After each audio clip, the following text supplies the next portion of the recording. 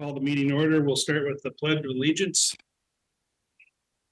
Pledge allegiance to the flag of the United States of America, and to the republic for which it stands, one nation, under God, indivisible, with liberty and justice for all.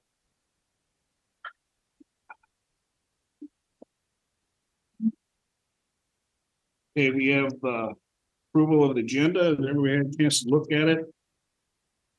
I've been asked to pull number 5 from the consent agenda and also like to pull number 4. Can see number 5, what's the deal with number 4? Just like to have a discussion at the same time for the number 5 as a personnel committee meeting. Well, the highway department should be, that's more important than the dispatch part. We look at getting that advertised right away, keep it going. It'd be only a week if we decide to do it, so. I think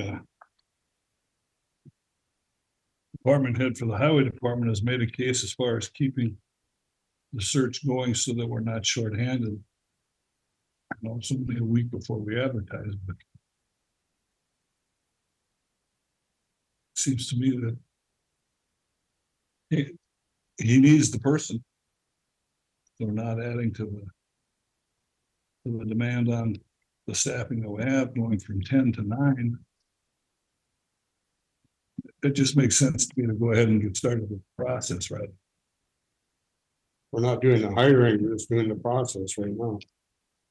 This process to find a competitive search, right? To do the search. All right, fine, we'll leave it in there. How about number 5? You wanna, Yeah, we'll pull that for now, because there's, you're fine with that? yeah, some discussion of who, I think the step deal was. So I'll move to approve the agenda, omitting number 5 in the consent. Second. Any further discussion? If not, all those in favor signify by saying aye. Opposed, same sign.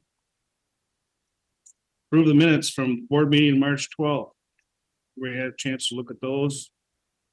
Any additions or corrections? If not, is there a motion to approve? So move. Second. Motion's been made and seconded. Any further discussion? If not, all those in favor signify by saying aye. Aye. Opposed, same sign.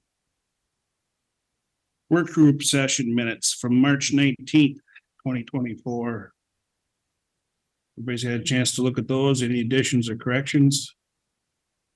If not, is there a motion to approve? Is So moved. there a second? Any further discussion? If not, all those in favor signify by saying aye. Aye. Opposed, same sign. Public comment. Right now is time for public comment. Anybody would wish to make a public comment and step forward? I don't see anybody on the screen.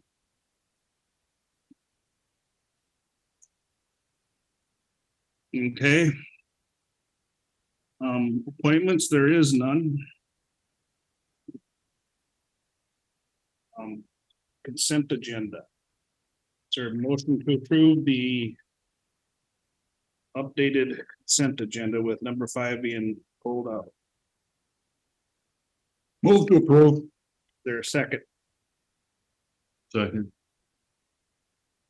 Any further discussion? I'd just like to mention the thank Randy Hungerholt for his 23 years of service for the Houston County and the Highway Department. It's good. In my area.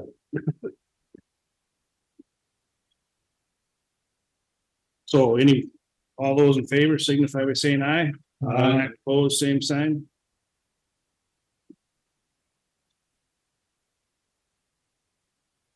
All right, on to action items. Consider a request by Houston County Fair Board to build a lean-to addition at the fairgrounds. Greg, I understand you're here on behalf of the. That's correct. Could you come forward, please, and sit so we can get you on mic? So you want to just explain the the plans of what they're doing and? Sure. We've discussed at the last couple of monthly meetings about building a lean-to on the commercial building out there. The reason behind it is the last, how many years since I've been there anyway, we've rented a tent that we put in this location for performance arts, for kids programs, magic shows, teen dances, whatnot. And that tent is usually costs us about $1,500 a year to rent. The company that we've been going to for forever has gone out of business. And with searching for that size tent from other companies, that cost has now jumped up to about $4,000. So I proposed to the Fair Board that instead of wasting money renting tent out every year, we just add a lean-to onto the structure that's out there and save the money. And let's do it right away so we're not wasting any more money on the tent. The tent size that we've always rented out in the past has been 60 by 40. And so that was my intent in finding a lean-to about that size. And the closest to that would make most sense as far as structure wise is a 60 or 64 by 36. So 64 is the length of the commercial building, right? Yes. Yep. So, but then I got thinking the existing building that's out there is 80 feet long. Oh, it is, okay. Yeah, oh, I'm sorry if I misunderstood that. Yeah. Oh, okay. It is 80 feet long, so I thought, well, for 16 more feet, why don't we just go the whole length of the building and make it look more complete, look better. It's be easier to construct as well. So the Fair Board's approval, that's what we decided to proceed with, as long as you guys are all right with us doing that. This is kind of a rough sketch about what it would look like. This is the existing commercial building here, full black, and it would be a structure with the truss system that's coming out 36 feet from this building. Okay. I also got aerial photos here of the buildings out there if you want to look at them. 80 by 36. So it'd be 80 by 36 is what we're looking at constructing. Okay. There'd be sidewalls in this too and everything. or At this is gonna point, be- there would be not, it'd be all open all the way around. Just, we don't need any sidewalls, because we're taking the place of a tent, which obviously doesn't have. If we need to hang tarps for some reason on the side, we can. We have string lights that we're gonna put up in there. We have the option, it's gonna be built with the option in the future that we could enclose it if we wanted to, put doors on it, either for storage, whatever. Just not necessary at this time. And with electricity from the building right there, we could also add permanent lighting if we wanted to. Just gives us options in the future. Also with going the full length of the building, kind of leaves us a little bit of space to put some picnic tables in there for eating, relaxing, whatever in the shade. So that's our intent for doing this. Concrete floor, No, leave it dirt for the time being. it'll be dirt for the time Or being, gravel. probably have to be maybe gravel. There is a round circle pad right there right now, of concrete. That was a display for silos back many years ago, which we have used to set our stage on, under the tent. With the layout, that is going to be kind of in the way, so we're gonna have that removed and then possibly pour a pad just for our stage in a different location. So We that might has to be removed. It just isn't gonna work right if we, I would love to keep it too, but with the way, because the tent was offset from the building, so that circle pad was in the center of the tent. So it'd be off. So now it's gonna be right on the very edge, and if we set our stage on that, we're looking at weather, wind or whatnot would come in potentially and affect that. And with it only being 36 feet wide, we don't have quite the room for the bleacher layout that we would like for the shows. So we want the stage to be center of the existing building there and laid out the long way, otherwise it'd be laid out the short way. Well, by starting at the peak of the existing building and coming out with the roof line. Do you enclose that triangular area so that you don't have birds nesting? Yes, it'll be enclosed with tin, so you don't have that space up there. And you gotta get a city Permit, permit? yes. You have an estimate of costs on this? We've gotten two estimates on the cost for it, yes. There's been a couple of questions about water runoff or from the roof. Are you putting in gutter system off the end of that or not? It was not in the plans to do so Okay. at this time. Okay. I did speak to Brian as far as that issue, and he was gonna look at it, and give us his approval of, You also spoke about to Brian about removing that silo pad. correct. Brian, you want to come forward here?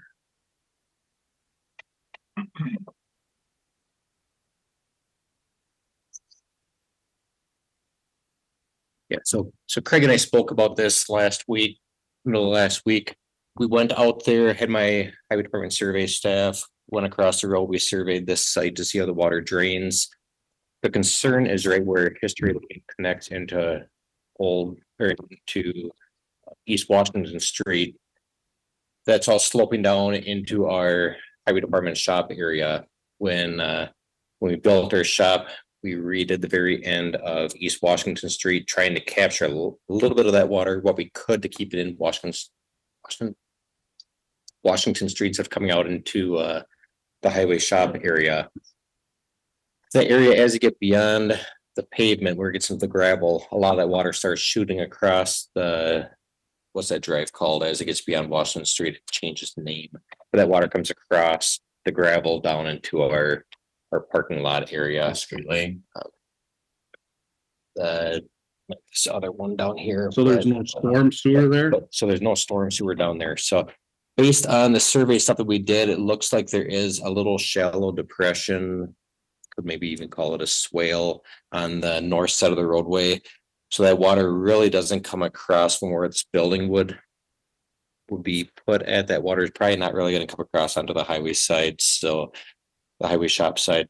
So it really shouldn't affect us for drainage on our county property. So that won't harm us that way. Not having curb and gutter or not having gutter on the building probably helps keep that water flowing as a sheet flow versus concentrated. So that'll help get that water to slow down and soak in a little bit better. So overall, I don't think that building will affect us. The other thing that was mentioned is that concrete silo pad. Craig asked if the county would be willing to go out there with our forces to remove it for them. If it is a conventional silo thickness, real thick concrete pad, it would be difficult for us to get out with our own equipment. You'd want to have a larger piece of equipment with a jackhammer attachment onto it to bust up that concrete pad.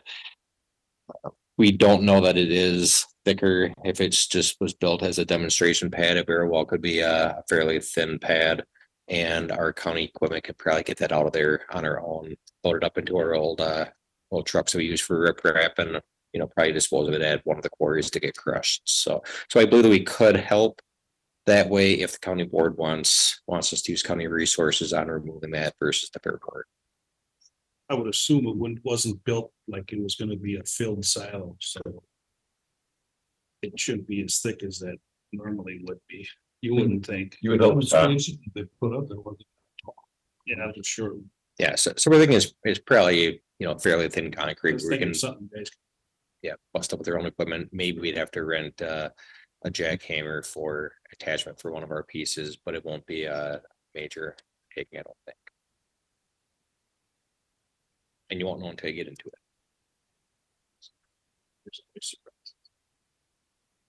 Okay, well, I think this is a good project to have for the county fair, and I think we should give them our blessing. I don't know, do we need to have an action on this? Or just a consensus to do it? We can do an action too. It's in the action items. So is there a motion to approve County Fair Board to build a lean-to addition at the fairgrounds? So move. Is there a second? I'll second it. Any further discussion? That's at their cost, not the company cost. Right? That's county, the Fair Egg Society will be building the building. I assume you're using ARPA funds to do that we That's correct. gave you, yep. Good use of it. So Brian's concerns have been met. You got a question? No, I was just gonna ask them what kind of costs is there to this building? How much do you think it's gonna cost? We're looking at, the board approved up to $30,000. Come in less than that, Good. so the supplies should be considerably less than that, and then the labor is yet to be determined, but I'm going to be building it along with some other people we're going to hire, so. Thank you much. Yeah, in our lease contract, they need to come to the county for any additions or building construction on it. Because the county technically owns the land and the fair board leases it, so. So a motion's been made and seconded. Any further discussion? If not, all those in favor signify by saying aye. Aye. Opposed, same sign. All right, thank you, Craig. Thank you. Just clarification, we can use highway staff to remove that. Add. Yep. Remove.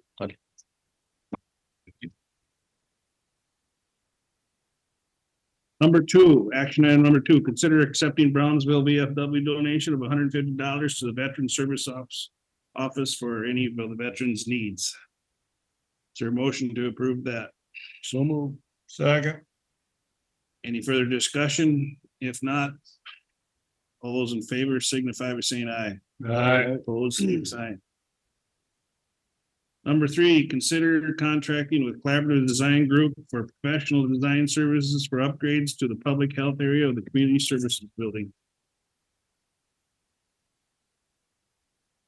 Morning, Commissioners. Morning. Yes, you have been forwarded a copy of the proposed agreement with Collaborative Design Services. We did seek 3 quotes. Only one organization responded. I think it's because of the size of the project is not real large, and a lot of these organizations such as Weezer Brothers, their calendar is full. So we respectfully ask that you consider this. I will have Public Health Director talk about what we're looking at doing with CDG doing design services, what kind of outcome that we're looking for. This is related to upgrades in the Meyer building, focused on immunization and clinic space. It'll be a redo of the front area of the building to accommodate better flow of clients coming through, upgrade of surfaces and things like that to be more medically appropriate. And if you recall, this will be using the money that we've talked about a few times at the Community Health Board. That is COVID-related grant dollars that we need to use. One portion of it by the end of 2025 and another by the middle of 26. Jordan, will go into a little more detail. But Yeah, I just want to make some updates for, like I said, to our clinical space and then the flow of the building. Sorry, we have to do some more mass immunizations, hopefully not, but just making some minor adjustments. And We've also, I'm sorry. We've also reached out to the Minnesota Department of Health to, and had several conversations, with regard to, are we on the right track here? Is this something the grant can be used for? And been assured that we can. We'll be meeting with them again, probably in the next, I don't know, not too distant future as we Yeah. get a little further down the road with design. Just to make sure that this is something that is still falling squarely within what we can use those grant dollars for. In addition to the, or as part of it would be a more accurate statement of the improvements on the public health side. That entry, we're looking at making the entry into the public health side, and the clinical areas more secure. Right now, they have hollow core doors with very, flimsy is the proper word, I think, framing around them. And it's just not the appropriate for maintaining the materials that they have there and their secure refrigeration units, et cetera. Additionally, the clinical space, just to a layman such as myself, did not afford the appropriate privacy that it should have, as well as the cabinetry, and I'll reiterate, the surfaces are soft surfaces. They need to be hardware they can actually sanitize. And I also ran the proposal past our county engineer just to get another engineering perspective of the reasonableness or not reasonableness of the proposal that came from the engineer at CDG, and it all is in order. So yeah, I was confident with the amounts.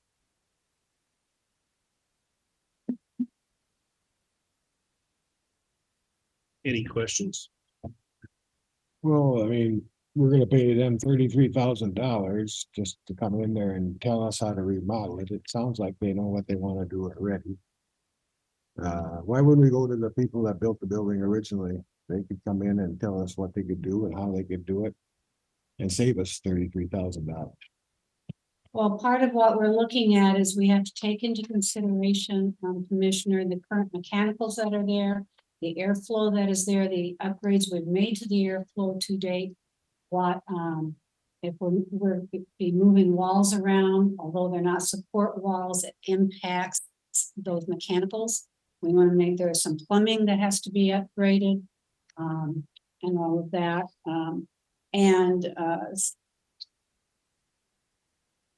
I personally, I don't know who built that building way back when. It was built as a It's furniture storage, so. I think it would be for engineering design. I think this is very reasonable, and it gets us where we need to be. I'd also note that, well, we have a basic idea of what we want to achieve, what our end outcome is. I'm not a design person or an architect, and I've worked on projects like this in the past, and it's actually been pretty fruitful to be able to have somebody come in and look at our space and kind of compare that to what our need is.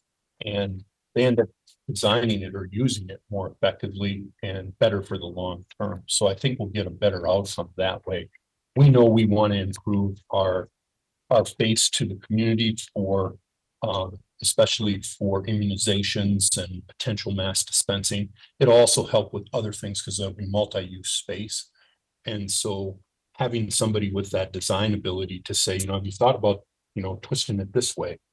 Never would have. And so ultimately it works better. So my experience has been, especially if you have kind of a basic idea, having those folks come in and help you put the design together is worth our investment. Increases the quality of the outcome.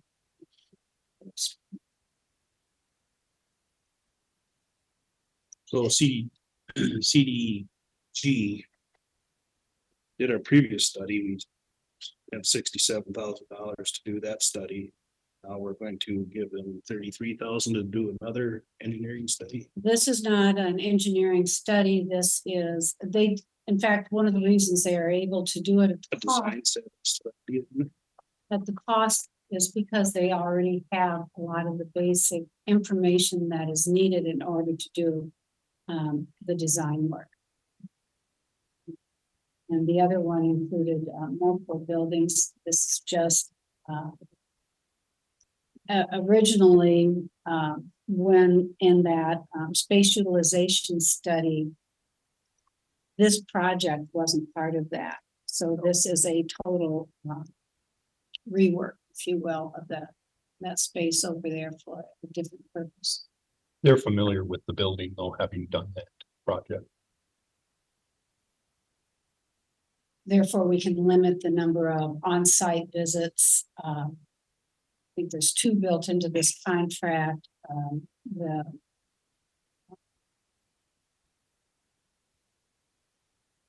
for the inspections and overall, they didn't have to build in a cost for coming up front and doing all of that initial work for the mechanical side of it or the structural side. It's money that comes out of the grant. Correct. And it gives us a design package subject to the approval of the Minnesota Department of Health. Correct. Which, if we just have somebody come in and tell us what they can do, may or may not meet Minnesota Department of Health. So what if Criteria. MDH says that they don't approve it? Then what? That's a problem. Well, it will include recommendations for appropriate surfaces. And I that think is we- part of what you're paying for, is that those surfaces are appropriate for that type of use. I think, we're not gonna do this in isolation from MDH. So as we develop design, we will have those design people be working with MDH so that there aren't surprises. If we do all the design work and get it all ready and we're ready to start pounding nails and we haven't talked to MDH, then we haven't done our work. So we'll connect those folks to make sure, because make no mistake, I know that this isn't something that we have prioritized as a county expenditure, but we have grant dollars that we want to use appropriately for public health. So those grant dollars, John, that we've been talking about for quite a while. Mhm. Do you think that is the best use of those grant dollars to do this project? Yes, Is the grant dollars gonna cover it? yes. We gave parameters to the people who were to give a proposal for this work. This is kind of our bookends. We had a conversation with these folks. They gave us assurances. They felt that the things we want to do would fit within that budget. Obviously, it's part of our project to keep them online with that, because if we exceed the grant, then that becomes a county expense. John and Jordan spent the better part of, I don't know, an hour or two doing a Q&A of all the space. They were talking about, albeit it was at a distance, it was over 5 feet soon. But looking at all that space and discussing it in detail. Do we get some? I was just gonna say that the ability for CDG to work with MDH and communicate is to our benefit, other than having somebody else who's not familiar with the MDH rules. So I think their background helps us, I believe. So fair statement. I don't know. I think we are gonna need to be. They may have done more things where they've worked with the state or with MDH. I think it's our responsibility to make sure that the connection between MDH and what we can use these grant dollars for is very clear to our design people, so that we're doing that in concert, not, we've made some calls and we've had some conversations with our contacts at MDH around this funding source, and our concept meets the criteria of the grant. But just because the concept doesn't necessarily mean that whatever program or whatever project we put together will need to work with them to make sure that that stays within the constraints of those grant dollars. there will have to be communication throughout this, the design phase of it, with selected materials and things like that, that yes, we will have to communicate that before it goes. There's gonna have to be a lot of back and forth with the engineering design group and architect group, as well as the public health professionals with the state MDH. And if there is something that gets into a concern, then that they need to talk to each other directly, we will facilitate that, and make sure that it's upfront. To back up to a previous question you had, Commissioner Johnson, whether this is the best use of these grant funds. Just a bit of history. These grant dollars came out after the big push for immunization. We had kind of tailed off in the people in the community who were willing or interested in large scale immunizations. You And don't then- do COVID immunizations anymore, do you? No. So So with this project, will you start doing that? After this project, will you start? not, I mean, and I'm not going to say no or yes, it depends on what the need is. Where the money initially came from, it was unusual because it came after we had the need for immunization. And it's a big chunk of money, and a good number of counties have used those resources to improve their ability to do immunizations for a variety of things. Needs to be tightly focused on public health and primarily those immunization and mass dispensing kinds of things that we would potentially or typically do. So since we are not doing those mass scale COVID shots and haven't for quite some time, we had to find a different use for the funds. Mhm. And this, so to explain my answer, I do believe this is the best use of those.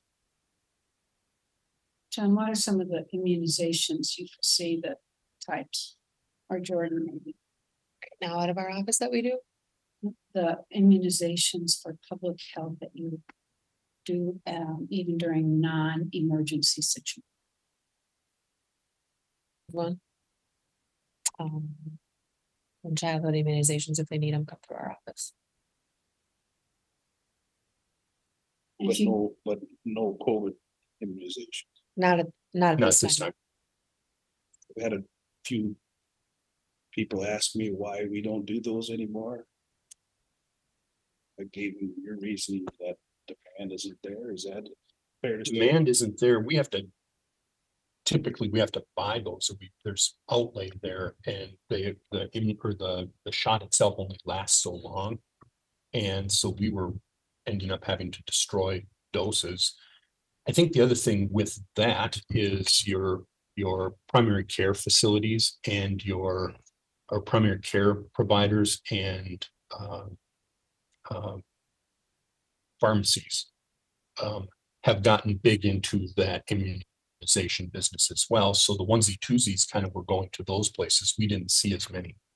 And so we made a strategic decision quite some time ago. I can't even remember, it's maybe a couple of years ago, that we haven't carried COVID vaccines for quite some time. What's just the weren't using them. smallest packet that you can purchase? In other That was words, part of it too, if you recall, that we could only get them in packets where, gosh, I can't recall, because it's been quite a while. So it isn't like you could get like 5 of them. You'd have to get like 100 of them. And work with the state to say, okay, we'll get 100, and you kind of do these orders. But then you have them and you're not using them and they expire. So that was some of our rationale. in our discussions, it became apparent to me that this would be a wise thing to do as preparation for public health in meeting emergency demands in the future, as well as changes in public health and improve as far as strategically being able to address the needs of the population moving forward. We don't always have a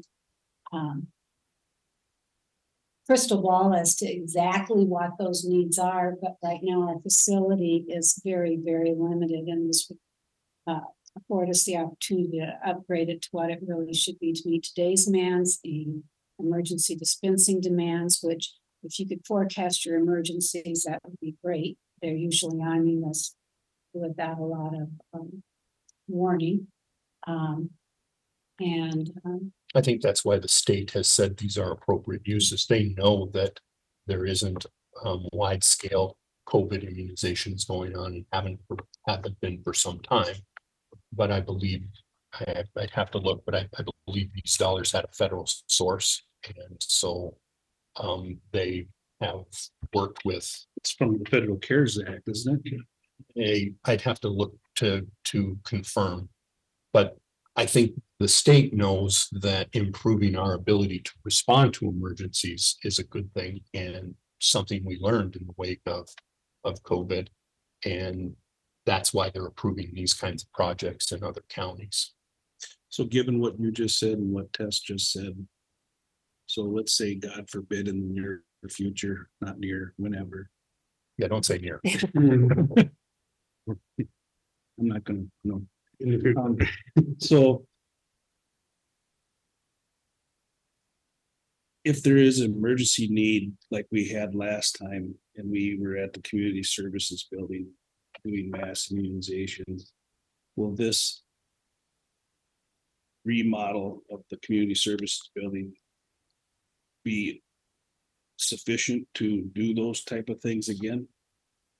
Or it's only still on a small scale? I think what it would allow us to do is do them simultaneously. Maybe depending on the need and the volume of people that we would need to do mass dispensing with. We may, I mean, the Meyer building will never be big enough like the community services center or the community center in Caledonia.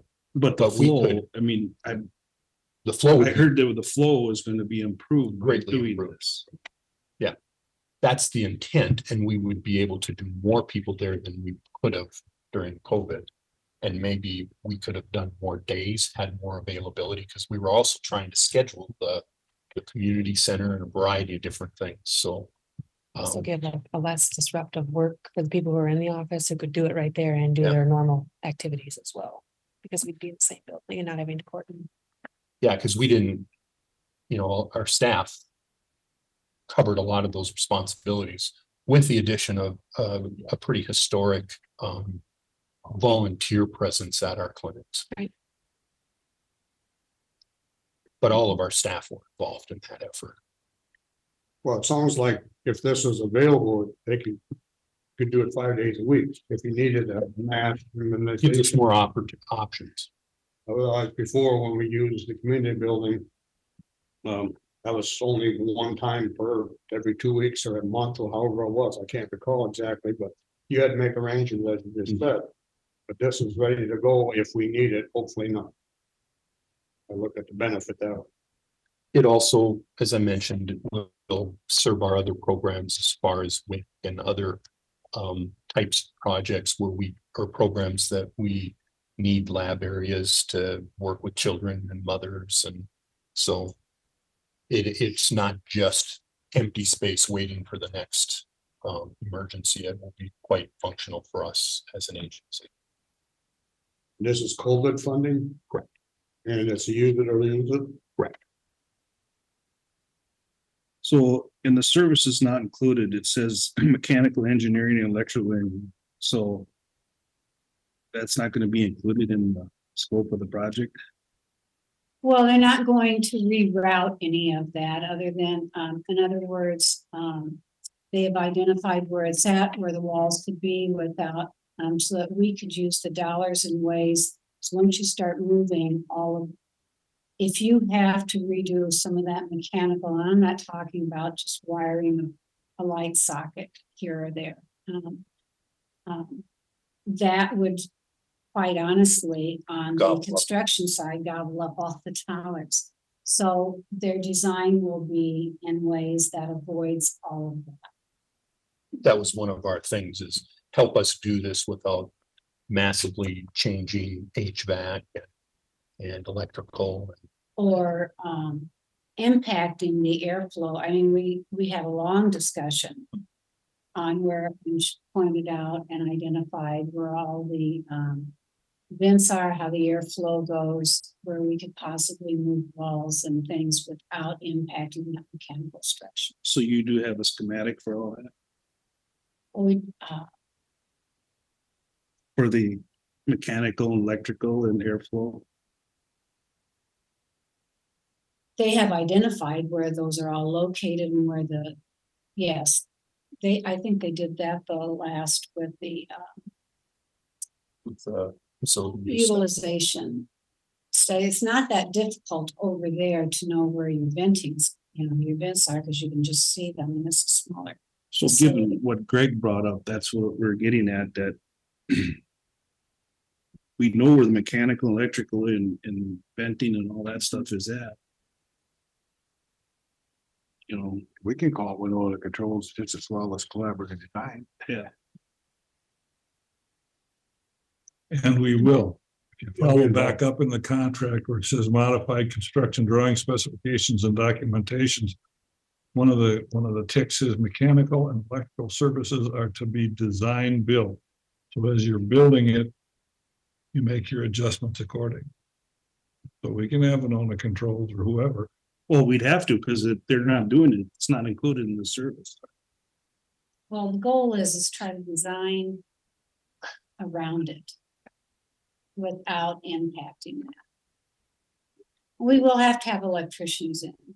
I mean, we are, moving walls around. But we're not moving venting. Our goal is to minimize those kinds of costs while maximizing the appropriate use of the space and making it meet more clinically appropriate standards.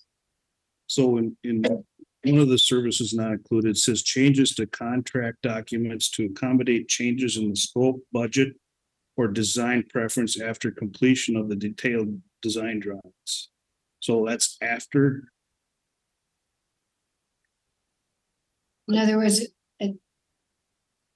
I'd have to revisit that statement again, but it sounds to me, what I see here from that statement is that once they've submitted the final project, because there is going to be direct communication throughout this process, once they've submitted the final changes are not included after that point. That's kind of how I heard it too, like if we have a final design approved and MDH is happy, we're happy. And then we decide we want a significant change, we'd have to pay more for that. Or each, change. That would trigger a change order, and it would be spending more money to. No, we have a not to exceed on this. And we are committed to getting this done well within the time frame so that we don't lose these dollars, so we can get the construction done, as well as within this budget. We have had a lot of discussion of how we want to really minimize the dollars we use on design, maximize the outcome of it, that it would, the quality of the facility, but minimize the dollars so we have more dollars to spend on the actual project. And I do believe strongly that if you have a team that understands both the architectural or the engineering side of it very well, that in the long run, it saves mistakes that are costly, that you end up with a lesser product and when you're trying to design it, like maybe doing your own kitchen back home, you end up with a project that meets your needs at and appropriate within the budget that you've set for yourselves, and you don't have the surprises that come after. I wish I had thought about that. And I think that's the value that the reputable organization brings to the table on that. I don't Winona know. Controls is not going to design a project. I mean, that's just not their wheelhouse. They're a great organization. We use them regularly, but that isn't. In our discussions with MDH, I made the assumption that we have some design done on this. I don't know what they would require from us. My guess is we would have to have some sort of reputable design person to say, is this something that fits the criteria of the grant?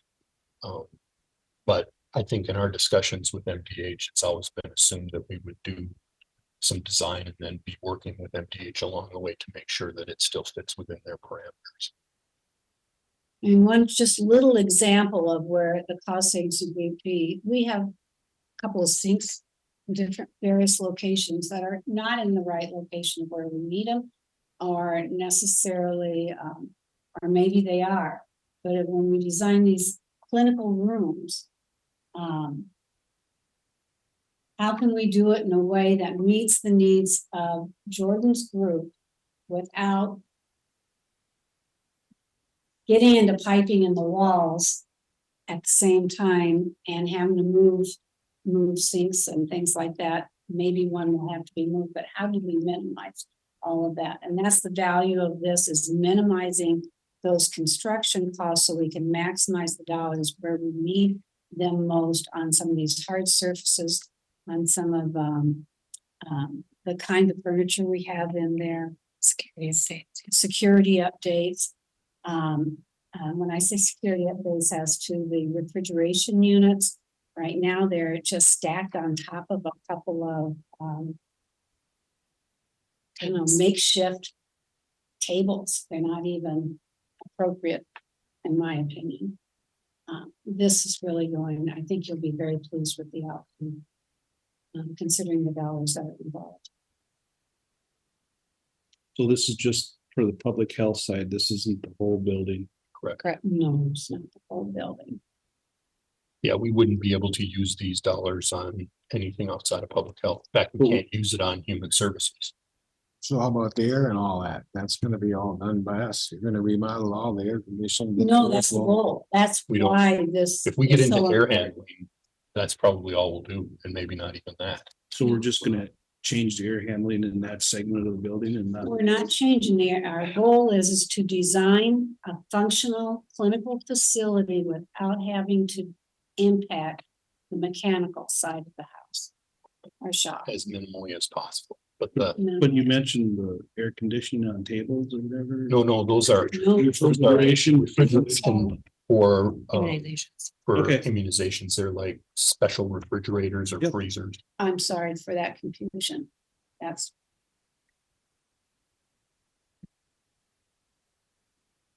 So. The money that we have from the grant, 360, Oh, I think, what is it, 330? 330 330,000. combined, but it's two different We grants. have but- no other facilities in Houston County where we can use that money for the designated purpose. This building.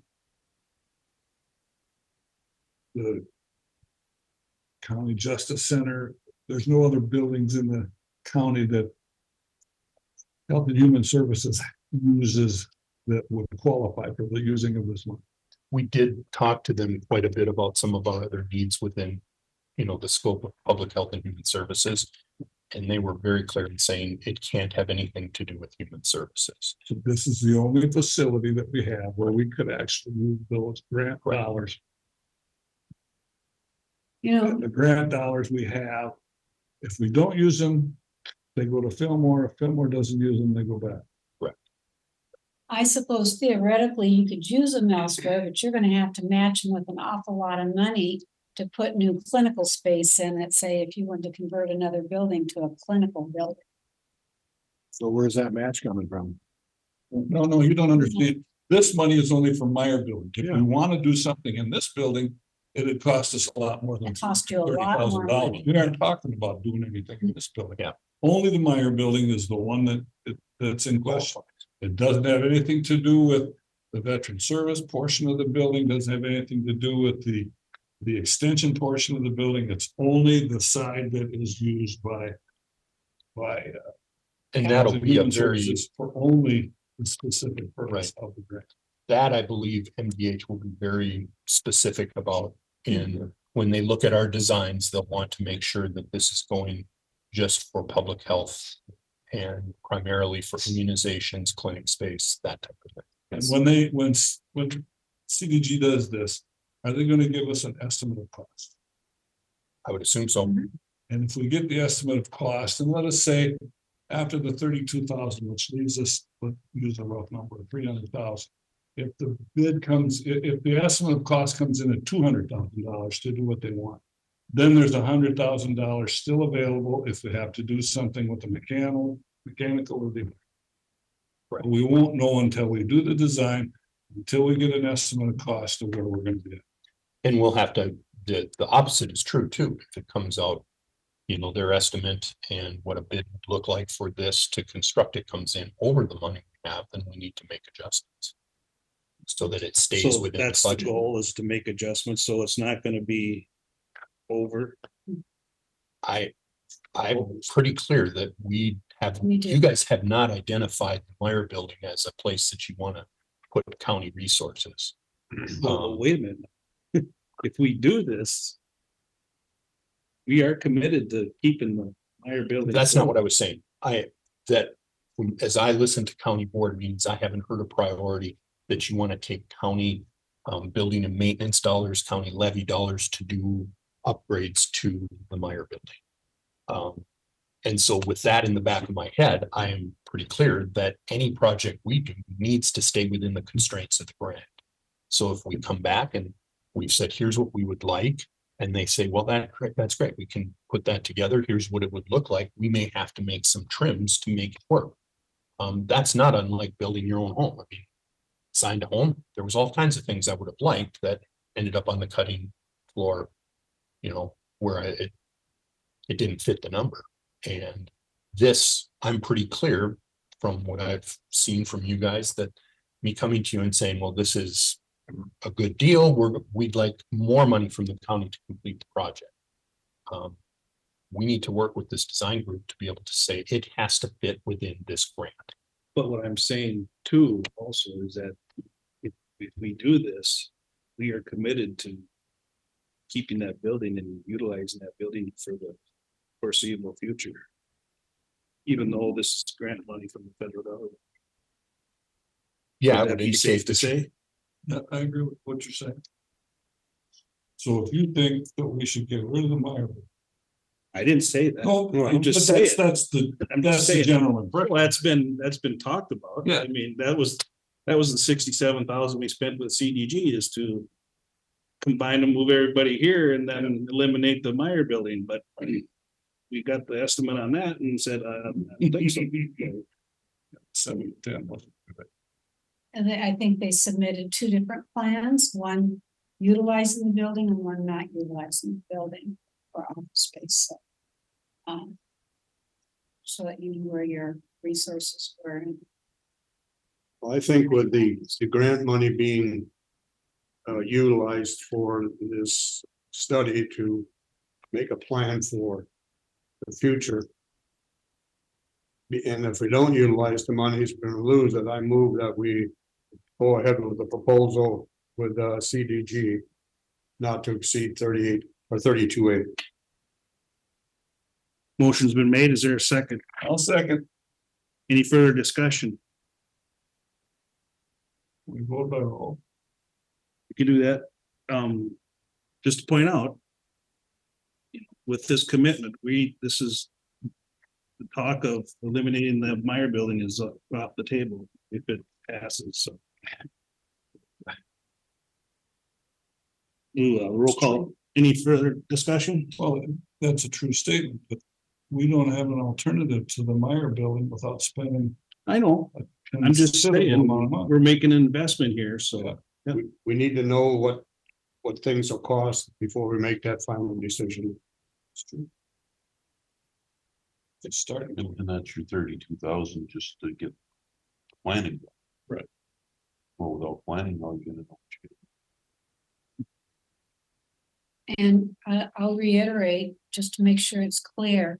And when we talked with this organization, we said the plan had to be for the construction for all of this has to come in at the dollar amount. So they need to be looking for materials, they need to be looking for other cost savings, they'll be looking for all of that so that this project stays within the parameters of the grant. And if it comes in more and they run into the problems with the mechanical and the electrical That's with their $32,000 estimate. then we just don't do anything and we spent the No, we're 30,000 on the avoiding grant. moving mechanical. I That's know how you're we- avoiding doing that, but if they come back and say that We can't get it done. you for can, that. you can avoid doing it, but once you start getting into a project, sometimes you have to get into. Well, they something like have that. studied they have studied the building in great detail, so. Right, so I guess my question that I'm trying to get answered here is, once you get into that bar, and if you do run into that, we've spent the 32,000 for the estimate. And at that point, if it's not feasible, we can stop it then. Correct, but I would want to see if we could make adjustments to the project to still fit within the grant. But if it's not feasible, there's no commitment, we wouldn't have agreed to any construction or any of that. So given what Bob's asking, we're just approving this CDG quote here for the design. You're gonna come back later with the final Absolutely, construction. This is strictly design and plan. yeah, absolutely. Because I presume we'd have to enter into some kind of You building don't know what you built. agreements or whatever with people who will do the work.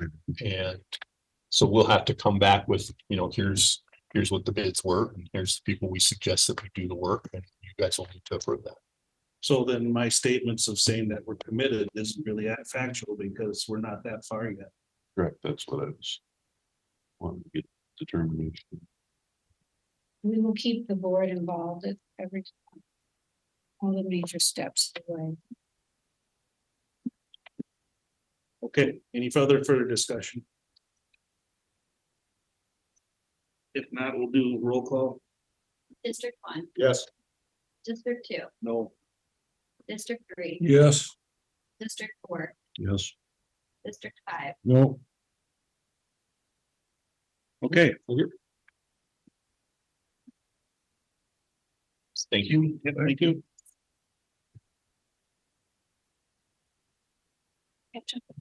We'll go on to action item number 4, consider approving memorandum of agreement with the International Union of Operating Engineers Local 49. Well, good morning again, commissioners. Yes, the Personnel Committee and I met with the negotiations team of the 49ers, and although we are still in negotiations, one of the items that has come up in this body in the past, and it came up during one of our meetings, was the placement of the initial placement of James Sweet, who's a maintenance specialist when he was first hired. Do you want to come up here, engineer? Brian and I, Brian, the county engineer, and I have discussed with this board that when we do the initial placement, it is after we speak with the individual, we look at the experience from what's been communicated to us, we compare that to others that are already on board. And we then put out an offer. Well, it became apparent through the time that Mr. Sweet has been here that the experience he came with was a lot greater than what we initially thought. When we look at some other hires that we've had since that time, and the experience that he has, we entertained this MOA that was brought to us by the union. Now, the critical, which would place him at a step higher than he currently is, which is if he'd been hired at step 2 rather than at step 1. So we're looking at making him whole, nothing that is retrospective, everything that is prospective, looking forward. The other thing you will notice about this agreement, and the Personnel Committee itself had a recommendation, as I understand it, commissioners on that committee, to move forward with this. The other thing I will note in this document is that It will not serve as precedent for resolving future wage disputes, nor will this MOA be precedence, it's missing a word there, be precedent for any other matter whatsoever. And that this MOA represents the full and complete agreement of the parties. We did take this matter out of the context of negotiation then. And that's why we're here today, to ask for full board consideration. I can add a little bit into this. So during the interview process, you know, all of us around the interview committee were pretty confident that James Sweet was the one that we wanted to make the offer to on this, for this opening that we had at that time. The difficult part with determining where we felt he should start on his banding at that time was during the interview process. We knew he had experience, but it was really difficult for us to pull out the full extent of his experience and knowledge in different aspects. Now, I'm guessing the majority you know on the board don't know James or know what he's like from you know, presenting himself. On the interview, he's such a shy and quiet person that a lot of answers were 1, 2, 3 word answers. So you're trying to draw out that experience, that knowledge, and have him talk about that stuff when he really wasn't really vocal and good at explaining that full extent. So some people are great. They'll go there and they'll talk for an hour on one question. James is not that type of person. He's real quiet that way. So once we got him here, we could tell right away, or pretty soon after that, you know, he has knowledge, he has experience doing different equipment. Don't want to talk, you know, about, you know, how good of an operator he is and stuff, but you could just tell that he has more experience with what was presented. So that's where both Tess and I kind of believe that he was, you know, maybe misplaced, should have been up at a higher band to start. So it created what was brought to our attention as an inequitable situation by the union, including by one of the members of the union on their negotiation team was on the interview team. So I think it's the right thing to do. And if you have further questions, you may ask them about those. Sounds like he's a to get her done type of guy, right? Not much talk, a lot of action. Yes. And the experience is there. Sounds like a song. Yeah, I think so. Well, and I think he could operate, his equipment operation and skill set was at a much higher level than entry level. Did But it it show was up very in, difficult to, didn't that show up in the resume though? Because he had a CDL. At the time of hire, he had so one is that we went from going from that 3-step to 9-step system to knowing how that placement, how everything was gonna play out with a new 9-step grid. At the time of hire, he was doing flight work, concrete, working on building construction ramps or parking ramps in Rochester. So, you know, he had stuff on his resume, but a lot of the stuff was maybe farm related versus, you know, doing stuff on construction projects with the equipment. And then, you know, laying flight work concrete as a laborer versus doing stuff with the equipment. So we were viewing him more as from that labor side coming in with a CDL without knowing the full extent of what he's all done and his operational capabilities on the equipment was.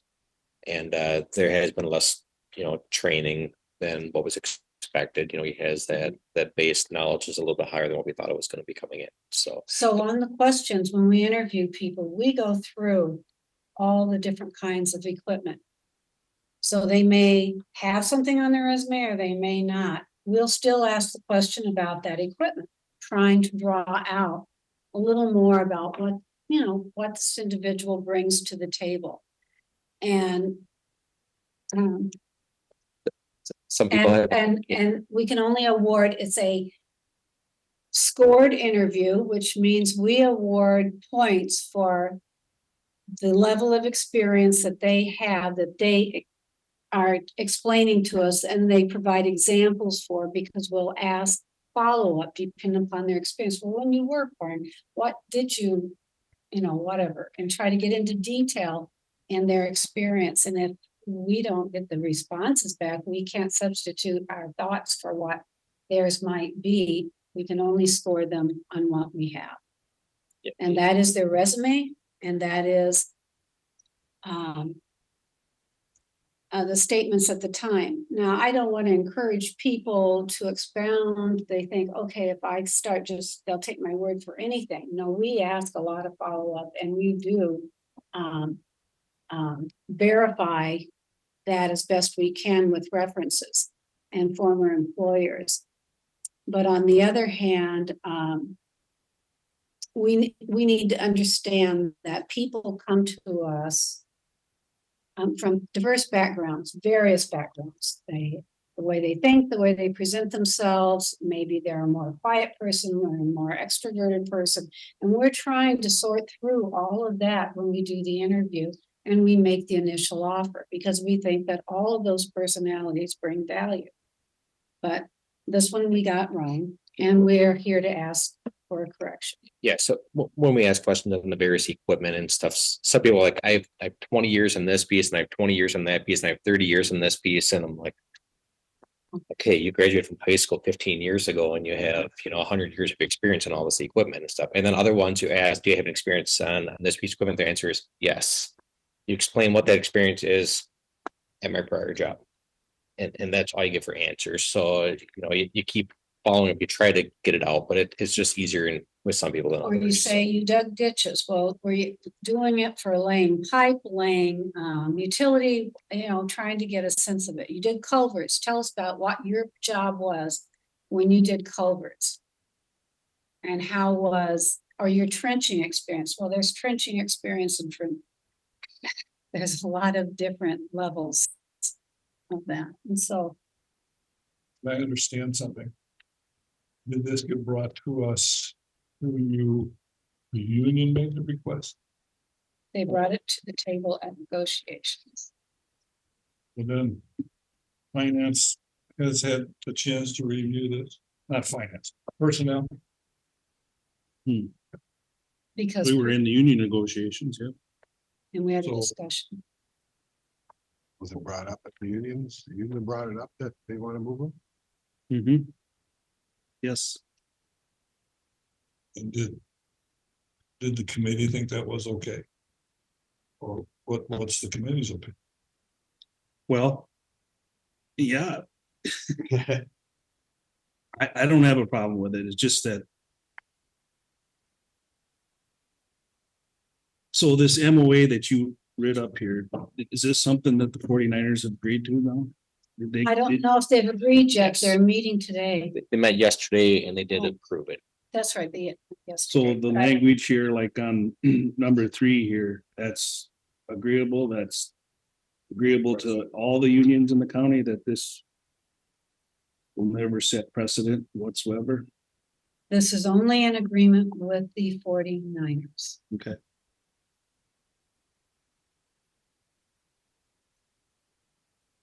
So it's fair to say that, we discussed this in personnel too, that we're not gonna, if somebody applies that has a CDL, where are they gonna be placed at? If they were offered the position. A CDL is a minimum requirement in order to meet the essential functions of the job. It depends upon their overall experience as to where they would be placed. You could have, so for instance, if you had someone who they could have a CDL that they've had for 5 years, but they have no experience. You could have a Well, given if CDL. they had a CDL for 5 years, they should have Well, experience. you would. Sometimes. There are definitely ones that have not had a job using their CDL. And they're looking for their first opportunity, and and we welcome their application. So our applicants come to us with a very vast variety, depth and breadth of experience. I can't say here today, just the CDL alone is just meeting the minimum criteria. That's what we asked for. In addition to that, we look for other experiments. Somebody could come with experience, but no CDL. You know, minimum is CDL. When you don't have a CDL, but they've operated all different kinds of pieces of equipment. They can be hired at, say, step one. With the requirement that they get their CDL. Possibly would have to. There's all kinds of scenarios. I mean, we can talk all day. about We also have a laborer category. We also have, it depends upon what's the pool. You have CDL qualified people, and then you're looking to hire a non-CDL qualified person. There are various scenarios. Different job descriptions, depending upon what they're gonna do. Good thing he's good at putting cement down because we got a little bit to replace the nights in.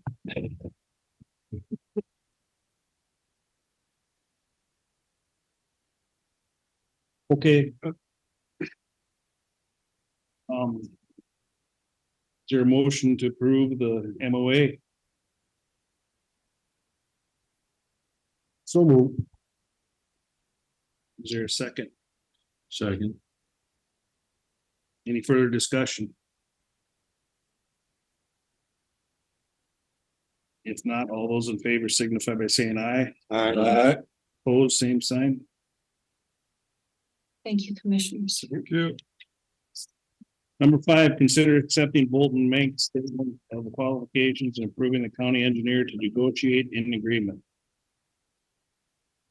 So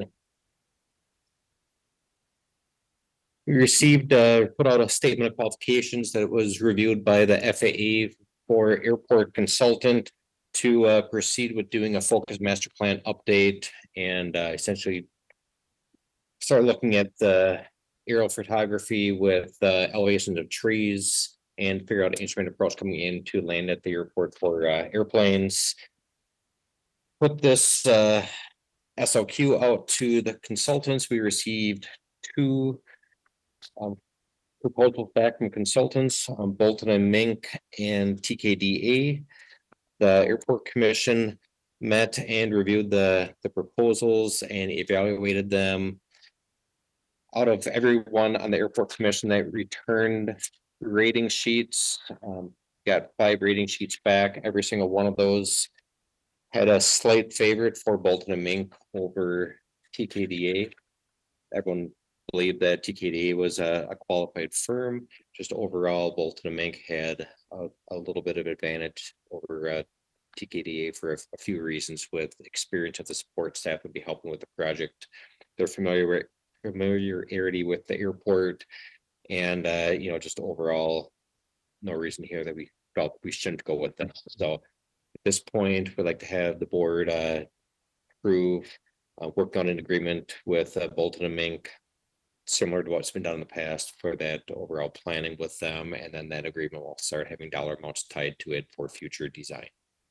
So there's no cost, just to proceed with the negotiations for it at this point.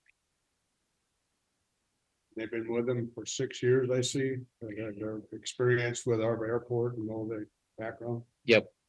So they've been, they were the ones that designed the taxi lane and helped with the new land acquisition that we did and all the planning stuff at the airport over the last 6 years was with them. This is for approving the negotiation. There's no expenditure at this time. Correct. It's just accepting the statement of the qualifications, right? Well, it's approving to enter the negotiation of the agreement with them. Yeah, So I'll come back in the future with the actual agreement. So you're gonna negotiate an agreement for expenditures Yes, with Bolton and Mink. Yep. But not TKDA because. correct. Yes, so with how the selection process with federal funds is that you need to select when you do with engineering. Seems backwards. Yeah, so engineering contract with the FAA with federal funds is that you make your selection based on qualifications. You negotiate a reasonable rate with them. If the costs are too high where you can't come to an agreement, then you can go to the next most qualified. So since they're qualified, we like to start there. So yeah, so it's different when you ask for the proposals, you tell them point blank, do not provide any costs. The costs come in essentially the phase 2 of that agreement. FAA specifically says you have to look at their qualifications. You Yes. cannot look at costs. Yes, You pick them based on qualification, then you negotiate. Yep.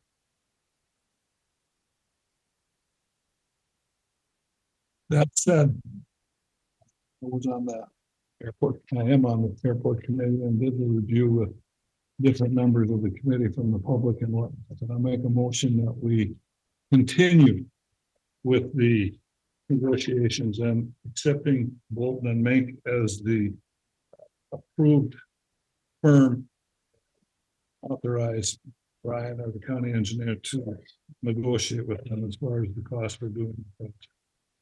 Motion's been made. Is there a second? Second. Any further discussion? If not, all those in favor signify by saying aye. Opposed, same sign. I suppose I wasn't there. I was not thinking. Okay. I wasn't there. All right. I guess I don't oppose Abstain. that. How would You abstain or whatever. I abstain. Yeah, okay. All right, number 6, consider approving quote from Icon Construction for bridge maintenance on 6 bridges in the amount of $111,920.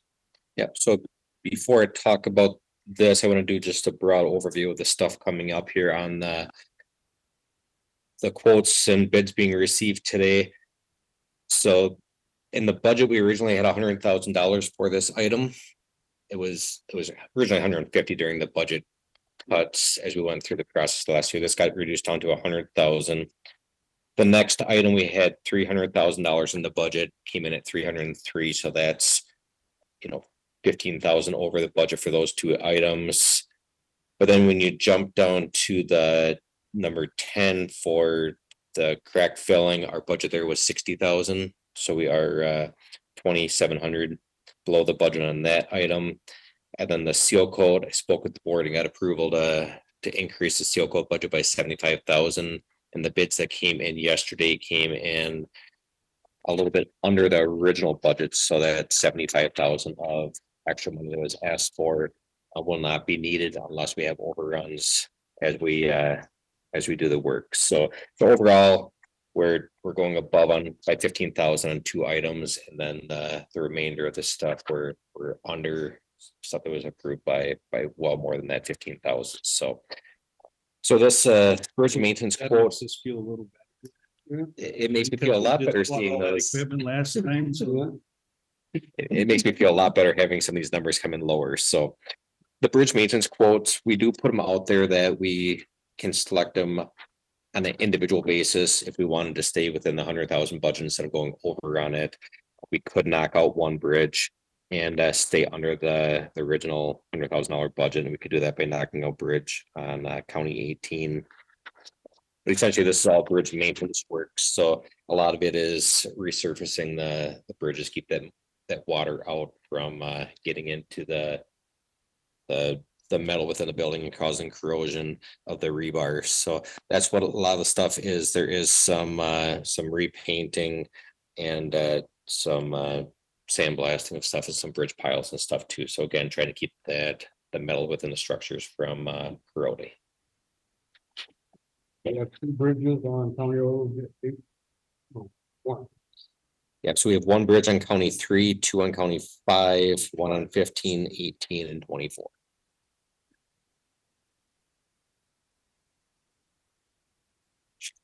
And we did only receive one company submitted quotes this year, and that was Icon, and they have been doing most of the bridge maintenance in the previous years. They've done a good job. They do a lot of this type of work around the region. They do a lot of the bridge construction around the region for new bridges, so they're definitely familiar with bridges and do a good job. okay, is there a motion to approve the quote from Icon Construction? So moved. Is there a second? Second. Any further discussion? If not, all those in favor signify by saying aye. Opposed, same sign.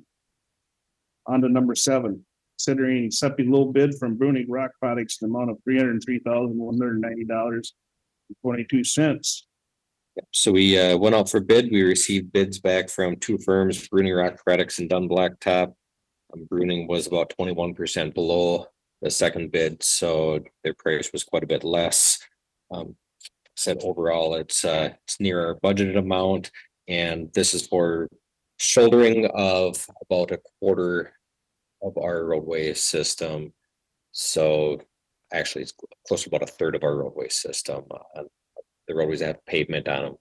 So we will go and we keep track of the rock quantities as we go. So if we start nearing that budgeted item, we try to cut them off. We don't generally overrun this item by very much at all. So you alternate, right? Like a third. Yep. Yeah, we Every switched, year. so the roads that were done for shouldering last time, we'll skip those roads this time. Those roads will start pulling the gravel and the shoulders back up. So we only add rock to the shoulders of the roadways anywhere from, 2 to 4 to 8 year cycle. Lately, it's been closer to the 8-year end. I myself personally think this is a good use of our money to shoulder our roads because there's counties that don't do it and it wrecks the road. Yeah. It's nice to keep that shoulder up, built up, so it's not breaking off on the edges. And then you got a lot of bicycle travel now. I guess that'd be a point to bring up too. I move to accept. Is there a second? So moved. Motion's been made and seconded. Is there any further discussion? One question. This include, they have their own traffic control. So Kind of, So this one is kind of a mix where the contractor hauls out the rock, they have the shouldering machine. We're out there in front of them, we cut out some of the rock on the surface that has a lot more sand mixed in, and we roll the stuff behind and do track control. So Traffic control is ours because we're doing, all right. and you're constantly moving, so yep, it's a moving operation. Yeah. you have safety signs out. Okay. Thank you. Any further discussion? If not, all those in favor signify by saying aye. Aye. Opposed, same sign. Number 8, consider accepting all bids for the 24 aggregate stockpiles. Yeah, so these next two items are both items we accept all bids every year. And the reason for this is that when we have a project in an area, we have different quarries that are around, you don't know which quarry is going to have material available. And some of these suppliers have maybe one quarry in one corner of the county, and other suppliers have quarries all over the county. So when we go to when we need a rock, we go to whichever one is the most cost advantageous to us. So if there's rock available nearby our project, we pick the cheapest quarry. If there's only one quarry might have a high price on rock, another one has a lower price, it's further away, you start looking at that cost to haul it. So we determine which one's the most cost effective. So we would like to get approval from all the quarries, and then we'll utilize the ones that are most cost. And out of that stockpiles, that's what you use your maintenance rock for and construction rock. This will be, so whenever we do any, Project close to the quarry. any project, so when we do culvert replacements, if we do any shoulder work outside of the shouldering contract that we do with your own forces fully, that we get those numbers from, along with if we have any, flood damage or any type of repair work anywhere else, we'll use these numbers. And how about maintenance rock? Where does that come from? So we don't have anything bid out for gravel surfacing yet. First off, that wasn't the budget for this year. We talked about it here at the board meeting here a couple of weeks ago. Now that we have all the numbers in, we know that we're not going to utilize that extra 75,000 approved for seal coating. We know that there's some extra money from our state aid maintenance allotment that came to us. It would be a good time to talk about, do we want to put out a quote or proposal to do maintenance rock on other roadways? Those roads, so On number 5, because they'd be getting stuck in there all weekend and out there. When they redid the road, they brought all the sides in, they got all the mud in the middle. It's not good. I haven't been down there, but I will Take definitely your wife's take a car look. out. Maybe what. And then take it home and ask her what You it know, looks like. Would you? You know, this is one of the reasons why Take care of that news. one of the reasons why when I was asked in public calls in the spring about saying, you know, we have potholes out there in the roadways, let's fix them up because we're gonna damage our vehicle. Why we don't like to do it too early before that moisture is fully out and the frost is off. And I know that some of it was because they tried to get that shoulder down to help where the water can drain off. But as soon as you touch those roadways in the spring, when you get that moisture, they just didn't have the time to seal up. And look what we So, got now. Yeah. well, yeah, this. They had the right idea, but they didn't figure in the rain that we were getting. So So, it's always a balance we play with every year, but we'll definitely go down there, look at it and maybe touch it up. So this is strictly for the stockpiles for when we have projects by an emergency usage, right? Yes. So you want us to approve individually? No, we usually Or we the usually whole- just do one approval for everything. Yep. Is there a motion to approve the stockpile quotes? what is the quote? How much a ton? It's big variety. It's a Yeah, so- range there, yeah. Yes, we bid out all different varieties of Different types of aggregate rock. and riprap and stuff, but the low end for rock comes as cheap as $8.45 a ton. The high end for rock is you know, if you look at the Gabion stone, that's at $21.90 a ton.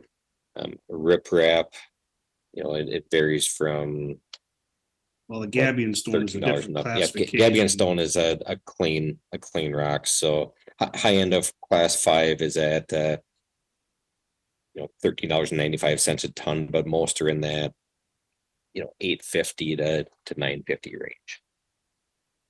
Okay, did we have a motion? I'll move, I don't believe we did. I'll move to accept the stockpile pricing. Is there a second? Second. Sorry. Any further discussion? Both Bob second. If not, all those in favor signify by saying aye. Aye. Opposed, same sign. Consider accepting all bids for 2024 equipment rentals. Yep, so this is like stockpile, we look at the lowest dollar amount for whatever piece of equipment we need, or combination of equipment that we need. And then also availability, so we'll call up the contractor and say, you know, you're the low bid, we want to use you for this work, do you have whatever equipment backhoe dump truck is available, so we accept them all. We try to minimize our usage during the normal summer operations. When this really comes in handy is when we get that disaster where you need to get a bunch of contractors helping out in a hurry. We have prices for all of them. Is there a motion to accept all bids? Second, is there a second? Second. Any further discussion? If not, all those in favor signify by saying aye. Aye. Opposed, same sign. Yes, as you can just attach the. I did not get that one, that latest one. The rental. It's labeled rental, but it comes up as. Or I guess however it's been in there in the Comes up past. as rich and- I'll just type them in there. I didn't know if we were approving all, we needed a whole. Yeah, I don't know if you want to type up each of these. I really don't, reminders. that's why I asked, but Whatever was done in the past. oh yeah. You're gonna have to. good. It's only about 100 different items to type in there. We'll No. look at Number 10, consider accepting the low bid from Farner Asphalt Sealers in the amount of $57,280 for crack filling. Yeah, so we went out and received quotes on crack filling. We received 2 quotes back. Partner Asphalt's the low quote at $57,280, just 6% below our estimate. And this is another one of those items where we tell them how many pounds we want them to do and the roadways and the priority of roadways and how they do it. And we cut them off when they hit the dollar amount that's in the bid, so.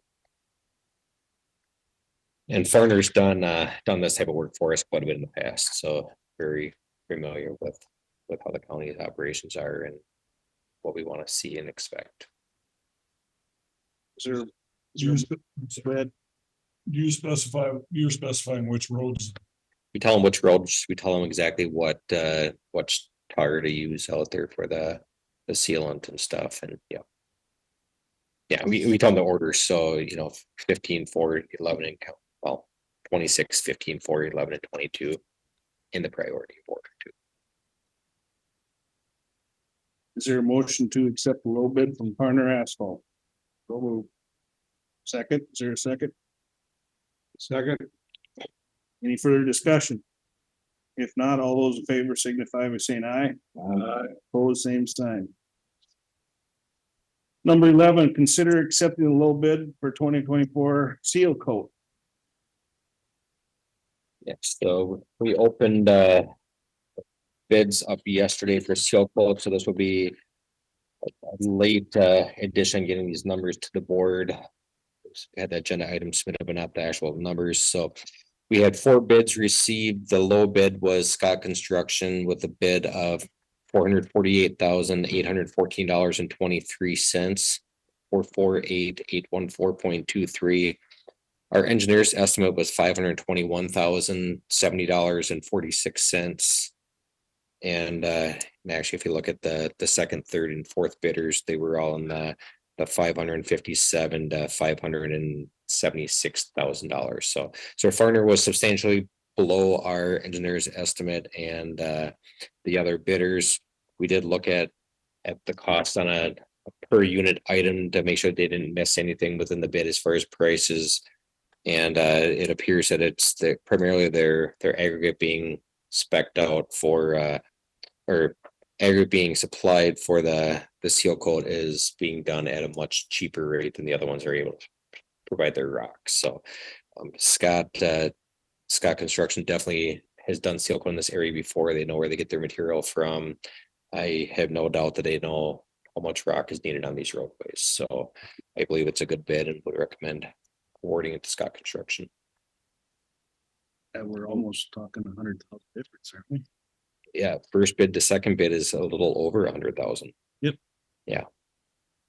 So what are we gonna do for an alternative pretty soon? It's getting pretty obvious in the news that there are a lot of salt and chloride going into the creeks and the rivers. How much longer are we gonna be able to do this? this is That's seal different. coat. That's a different subject, Greg. Well, it says salt. No, we're on No, 10. no, We're on we're on 10. Sorry. And, but I will get into that. Yeah. Okay, is there a vote? Just a question, is this with a P rock or a crushed limestone? This should be a crushed limestone. Thank you. Consider accepting low bid. Okay. No, Accept bid, low bid. So move. Second. Any further discussion? If not, all those in favor signify by saying aye. Opposed, same sign. Should have specified that was for Scott Construction. All right. Number 12, consider approval to order salt through cooperative purchasing venture with other townships, is that right? So this is the state of Minnesota has a cooperating purchase venture that MnDOT's on it. A lot of counties around the states on it, a lot of townships and municipalities, cities are on it as well. So I believe the city of La Crescent is usually on it. I think Caledonia might have been on it the last couple of years as well. Our quantity that we're looking at for next year due to this mild winter is we would like to go on it for 1,400 ton of salt, which is 160 ton less than what we were on the contract for last year. Looking at the past years, if I look at the history, these last couple winters, we've averaged using roughly 1,400 ton per winter. So what we're asking for next year is about what we used. Actually, we used less than that this winter, but prior to in the winters of 2013 to 2014 through 21-25 winter, we were averaging using almost 2,900 ton of salt per winter. So the request for this next year is about half what we've historically used. So mild winters have definitely helped our salt for the orders. That's helped keep our budget down, but the budget is definitely going to shoot up at some point if we have a normal winter and we help going into the winter with a full stockpile worth of sand and salt. We may not be able to get all of the last contract into our storage sheds in a mixed fashion. We might just need to store some salt unmixed in our sheds to get into the winter to hit last year's 80% supply in the contract. And then this next winter, we'll be going in with a good healthy amount without having touched this until hopefully December or beyond.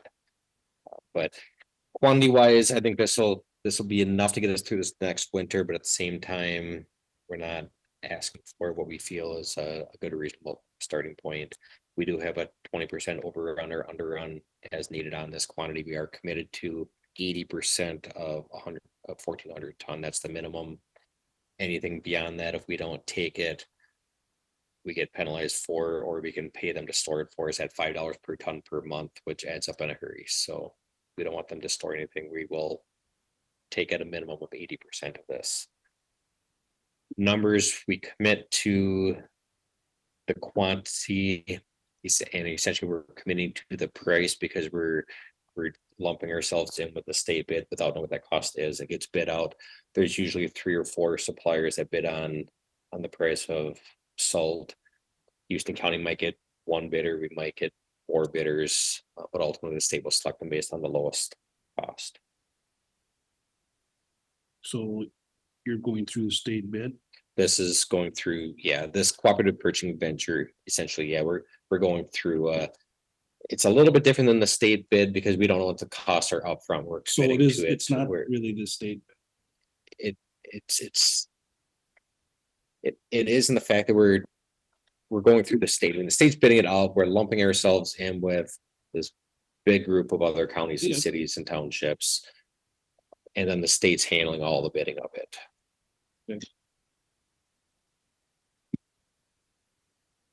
And your breakdown here is on here for Caledonia, Hopewell, Houston, Spring Grove. Yep, and the suppliers will give us prices for each one. It's usually varies by anywhere from a few pennies to a dollar and something per location. If it's a little bit of extra trucking, so usually Spring Grove is usually a touch higher than Houston to get that salt delivered. So given our mild winter this winter, are we gonna have salt carryover next year? Yes, so. Yep, so all of our storage sheds will be full when we get all of our salt this time, and they'll be full with mixed sand salt. Right. And then we might have some additional storage in there of some pure salt buried in the pile that's, protected from the elements. If we don't get a rain, have some of that salt melt off into the system. So we will be full going into the winter. So that's why you're taking into consideration because you're 160 ton less. Yeah.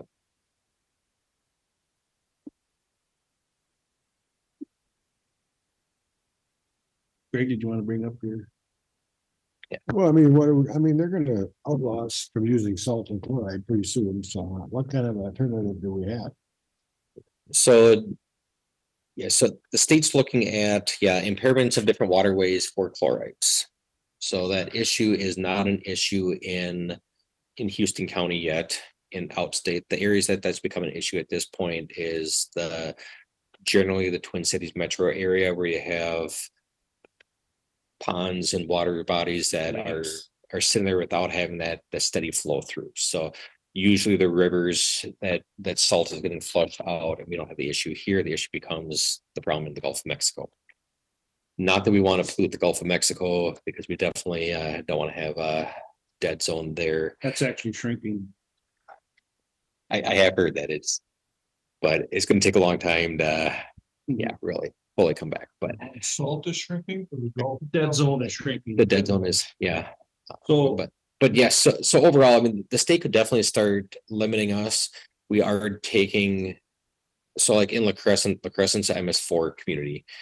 And with part of that means that with our roadway system going through La Crescent is the county needs to do a smart salting course every year. So any of our operators that plow and sand salt roadways in the La Crescent area needs to go to smart salting class to know how to apply salt, not to overdo it and stuff.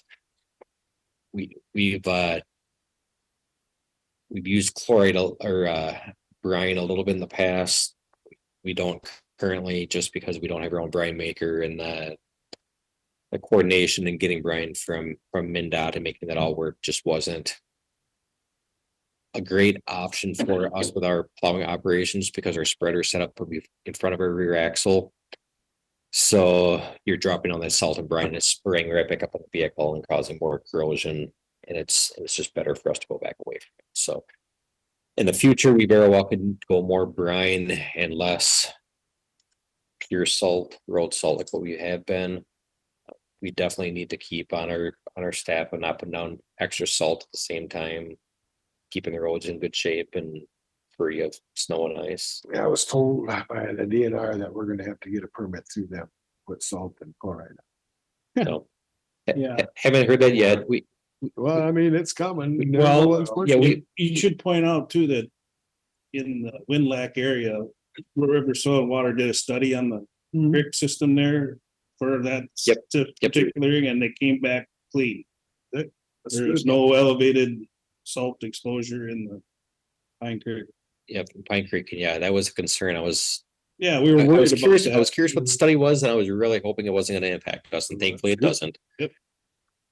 The other thing we have done is we've done some changes with our cutting edges over time, so there's different cutting edges that have different, there's the steel one, there's carbide blades, there's actually some rubber blades on cutting edges and different ones that do better in different conditions to try to get that salt or that snow and water off the roadways better. So if you can mechanically get it off instead of melting it off, that's another way to help reduce salt. So Well, I was at the township annual meeting and they had a company called Dustbusters come there.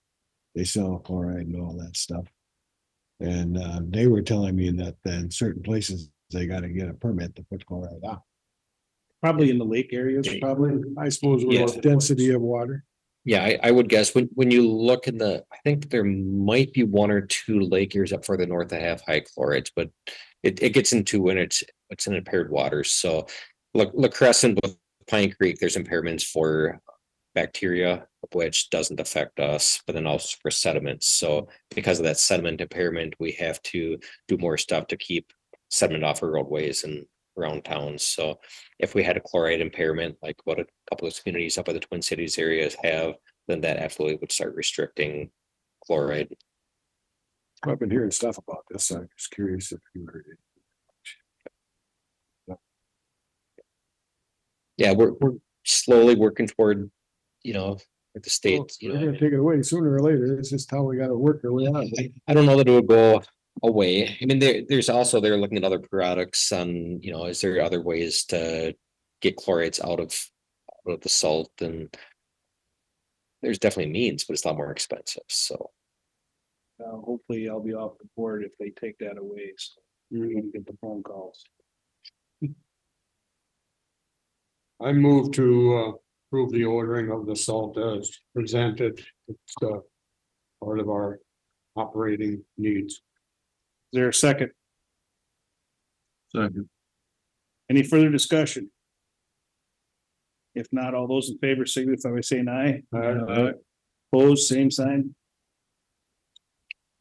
All right, number 13, consider approving management operations of Wildcat agreement with Wildcat Creek Management LLC. Justin and Jenna. Yeah, we apologize. We should have moved you up. You had to sit through this whole thing, so. Please come forward. Eric, guys are coming, get somebody emailed you on that stuff. I'll put on the agenda for next week. Okay. In this, I talked to Tank Schrader, the city would like to get involved in stopping the roundabout too. That'll be a different discussion with MinDOT. That's fine, they want to have a hearing, that's all. Part of the whole gang, I guess.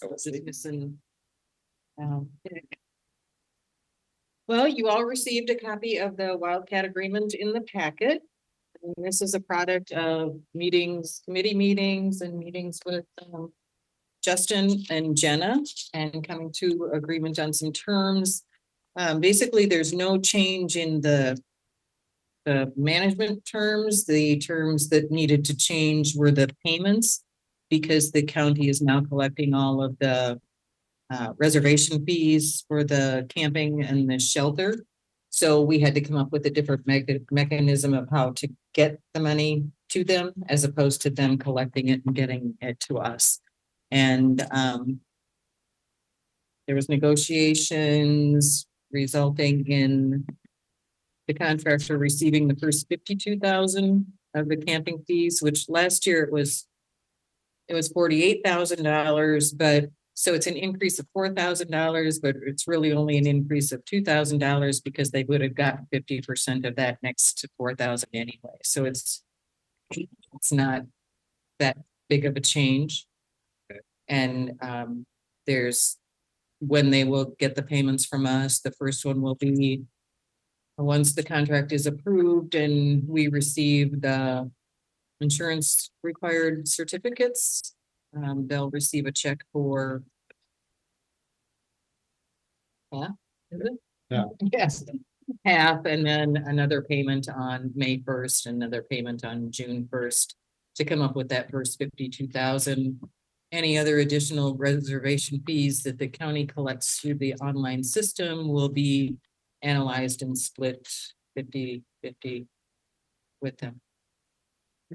We did change the contract to start April 1st rather than May 1st because there's a lot for them to get done before campers start to come on May 1st. You know, so I think that was kind of an unrealistic date to begin with.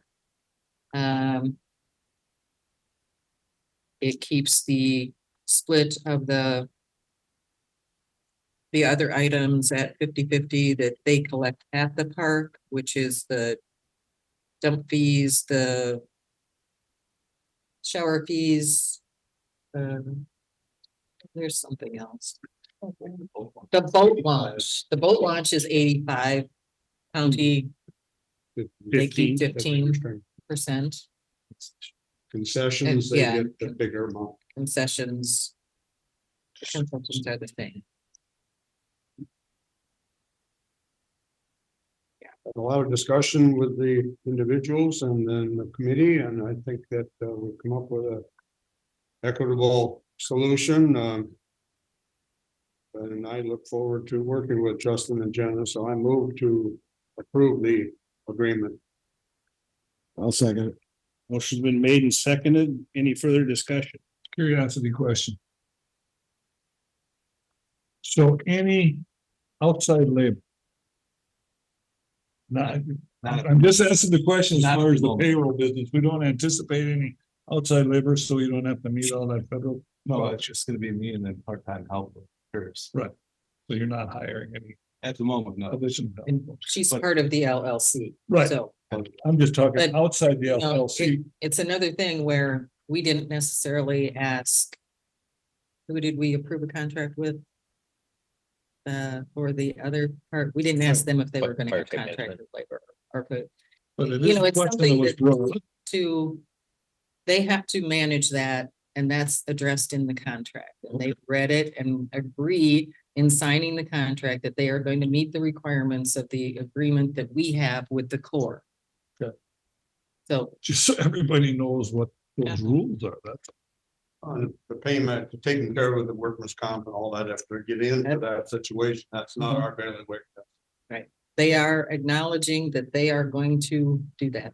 And I kind of did check into it. It's only like $8 Mhm. an hour for the, your compensate workman's comp. Mhm. So, I mean, I did look into it just in case if I had to Yeah, go that route. So they but- know. But it's the federal wage scale, not the state wage scale. Yeah. And the only reason I say that is, yes, they're responsible. It's our contract with the Corps, so we have a Mhm. secondary responsibility in here someplace. Otherwise, I have no problem. I just so. Well, you got clarified.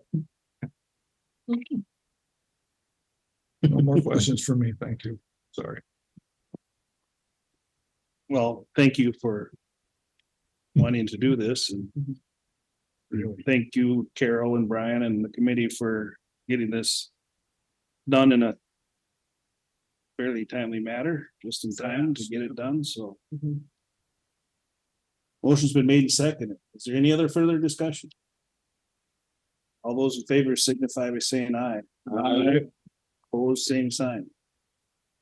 Thank Thank you. you Good for luck. sitting through this whole. You had an education today, didn't you? I guess just pointing out, we're hoping that this does carry through forward. to future years and. Right, this is you a know, 1 year, looking at right? changes that can be made so that they do collect the fees and make the reservations rather than us, you know, just. Transition. We'll find them a green and gold sweatshirt for later on. Oh, no. I agree. I love that, but. I might become a Packer fan pretty soon. Like he's no damn team yet. I just wanted to get warm weather. Right, thank you. Thank you, guys. Good luck. All right. Thank you. Thank you, guys. Number 14, consider approving letter of support for Snowpack Foods grant application to the RFSI grant to build a cold storage facility in Caledonia with the space for Houston County businesses to utilize. Allison. Yes, so Snowpack Foods is working on a very exciting grant application. They're applying to the Resilient Food Systems Infrastructure Program grant. And the purpose of the grant is to invest in infrastructure. And one of the ways the grant can be used is for storing food intended for human consumption.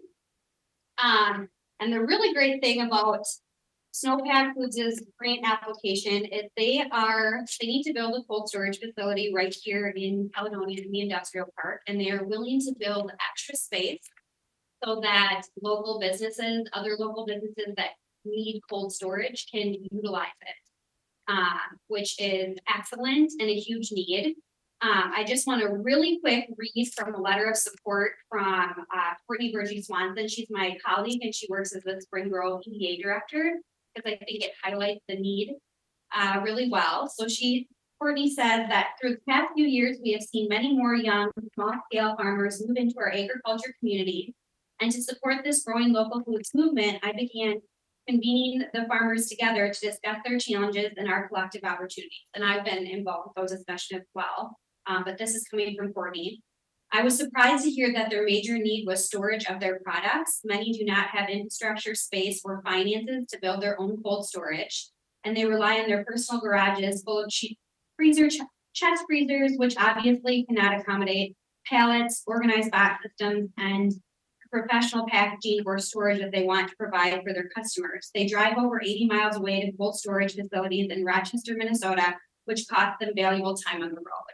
And another business that could potentially use this would be, as an example, the meat market in Poca.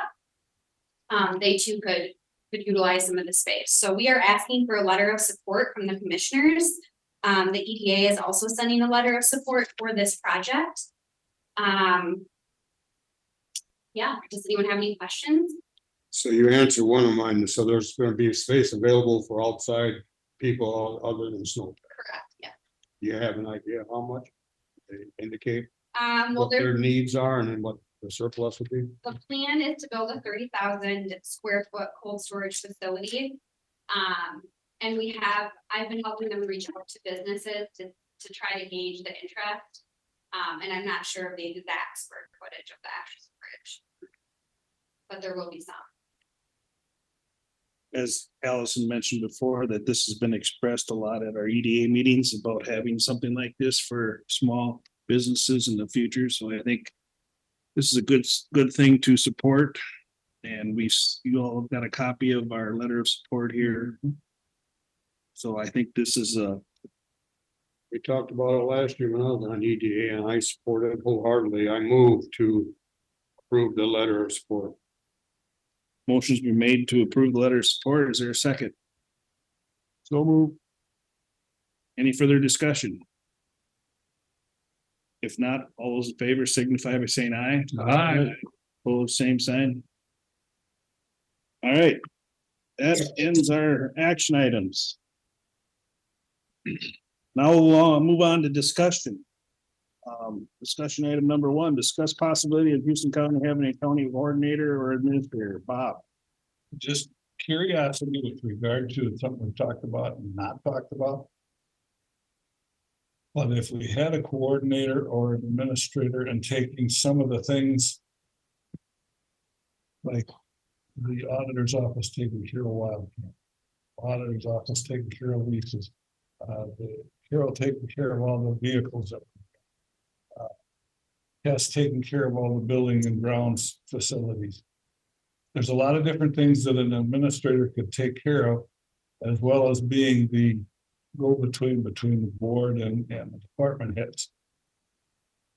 I think it would be a wise investment in that regard, as long as we got the right person to do it.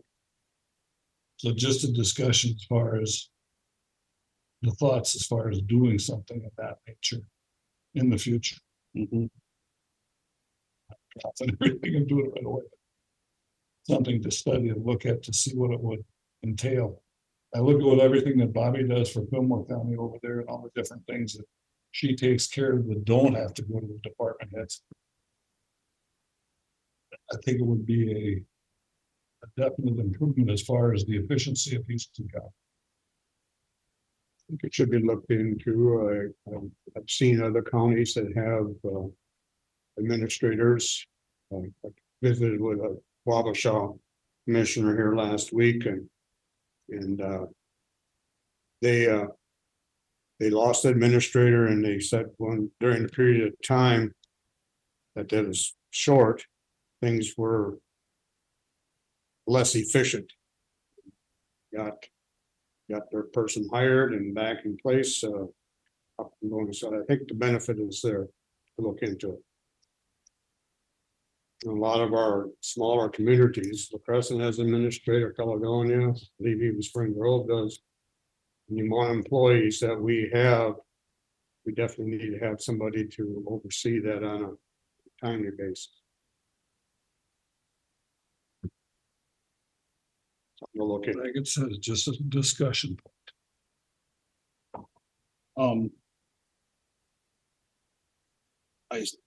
I understand what you all are saying, and I think we could look into that. I would like to see the possibility of appointing an interim administrator.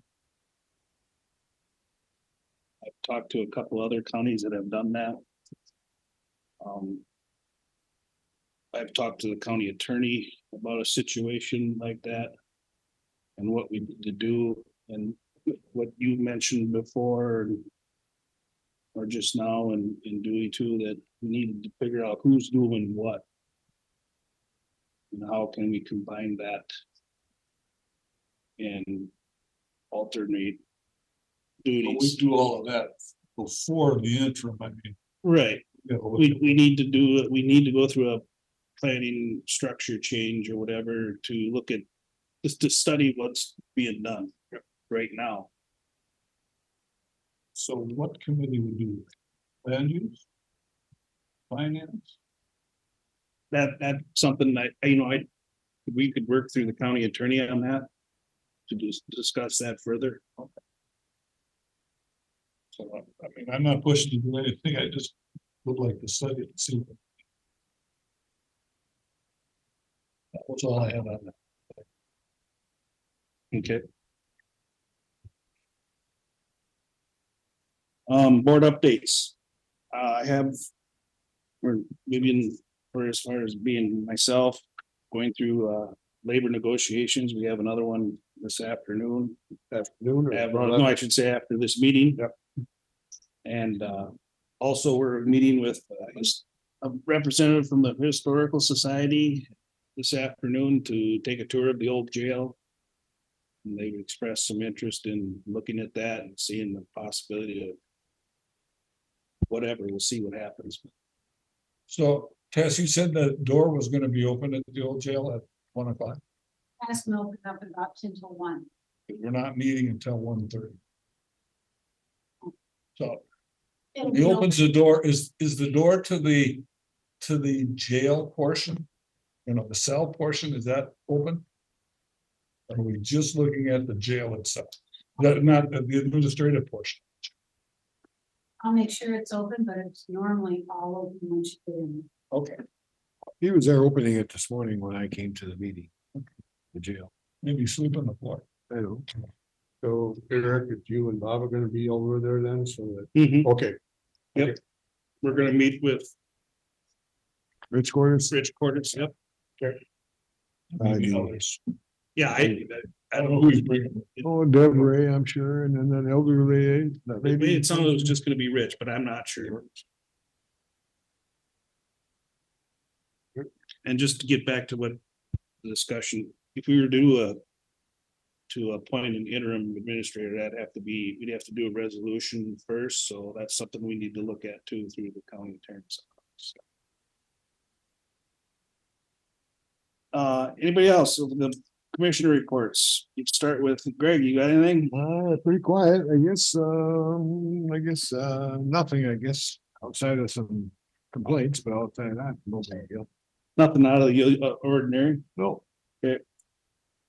Commissioner Schultz. Nothing out of the ordinary either. Okay.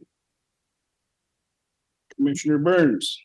Well, the other day, we had the department head meeting. Yeah, I was waiting for you to give that report because you could hear most of it. Oh, this I was zoomed. Couldn't hear quite all. depends on how much of it. I got a whole page of information. But well, Lucas was first.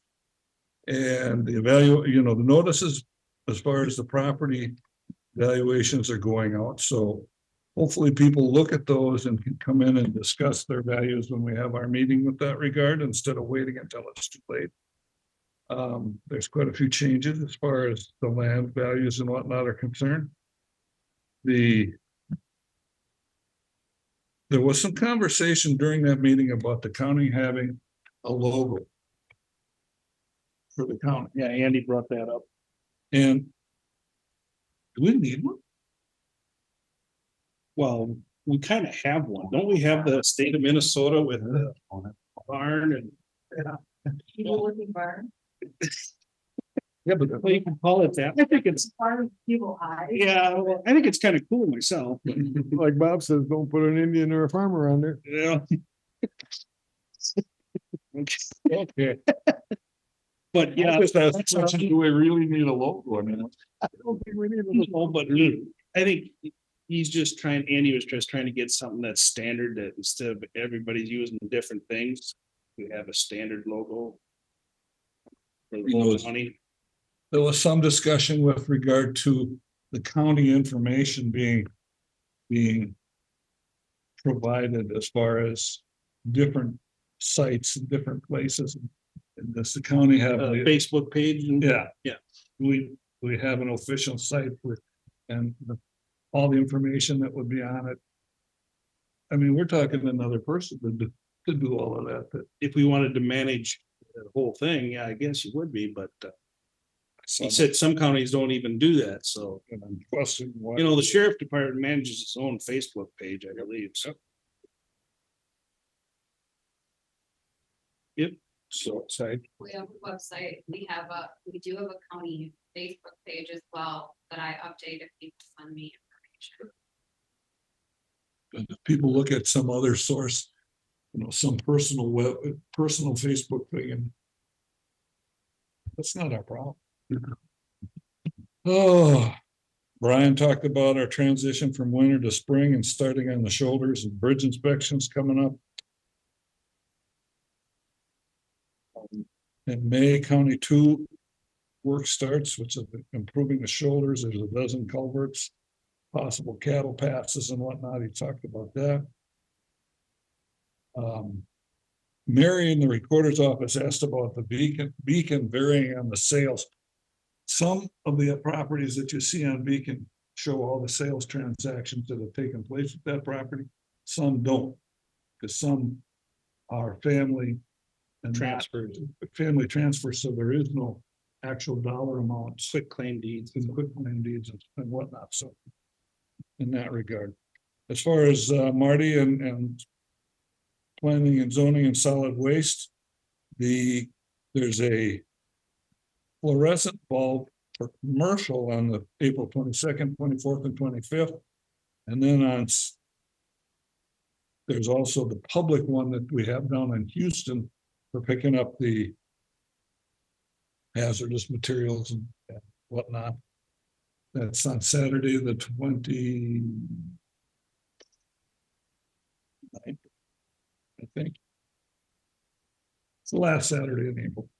For that. There's.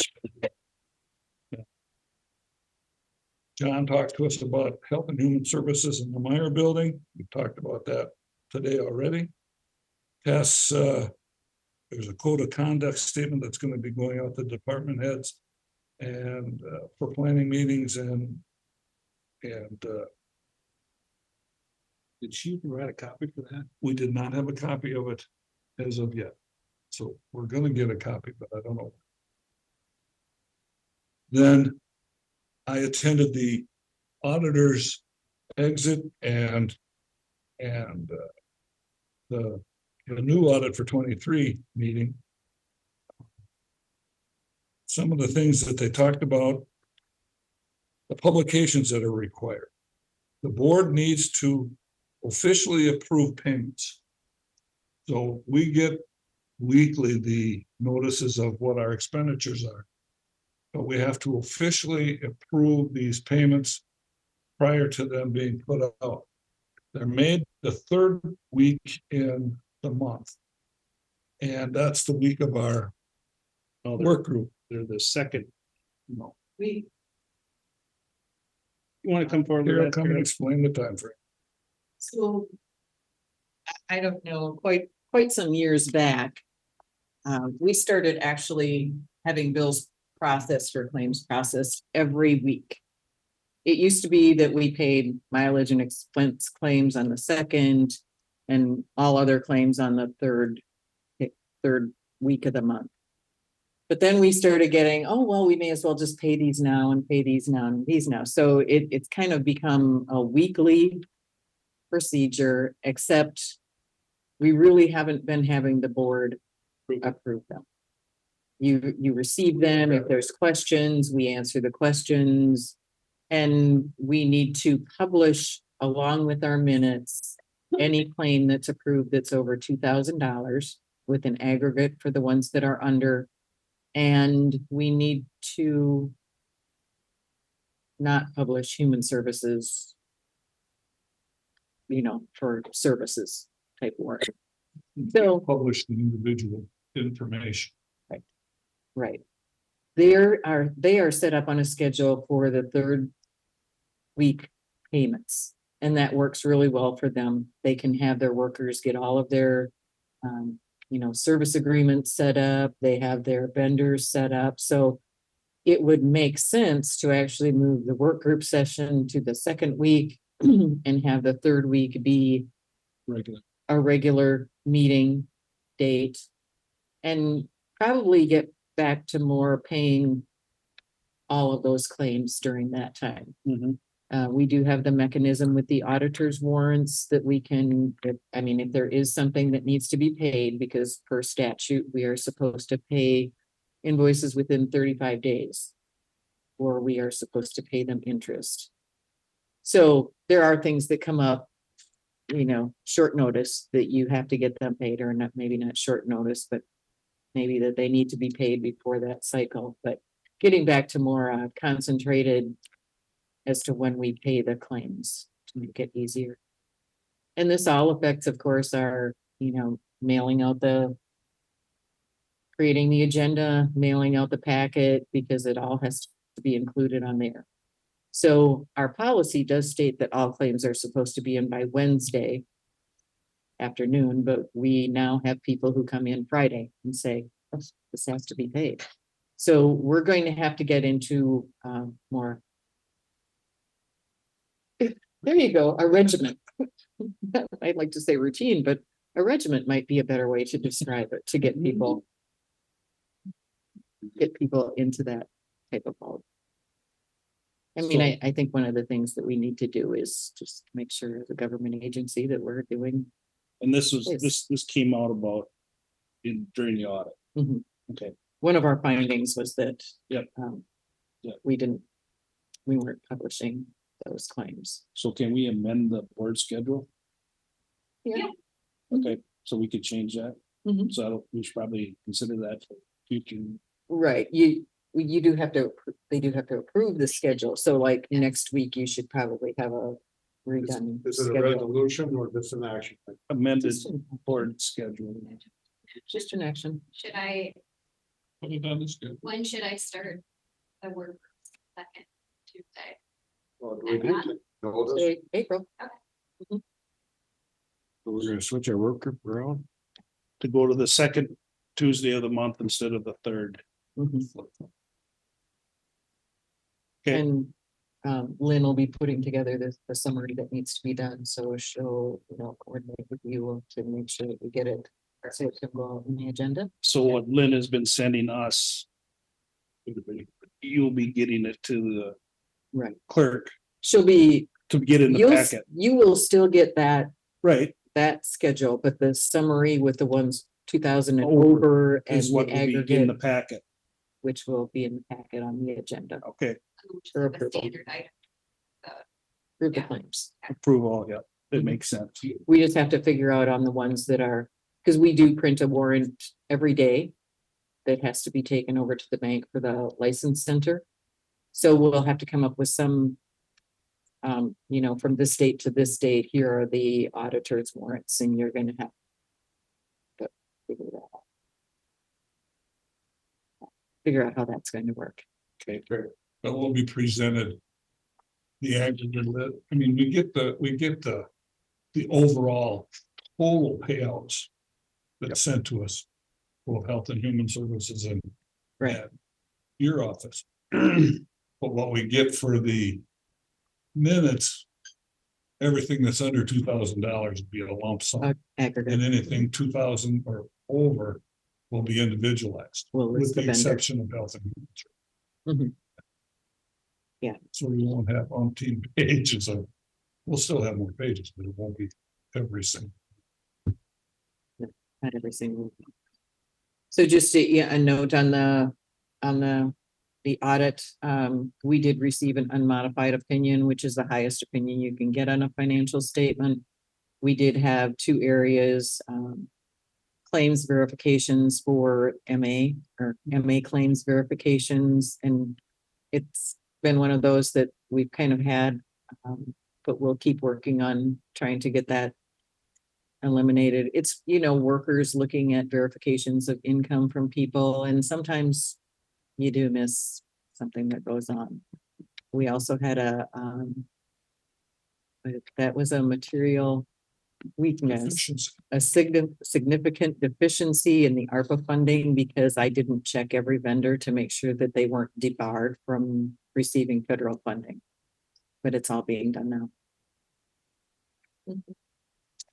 You got that programs that pop up like that. What's that? You got all these programs that just pop up and I, But yeah, and I guess I didn't necessarily assume that a fire department was a vendor that would be debarred.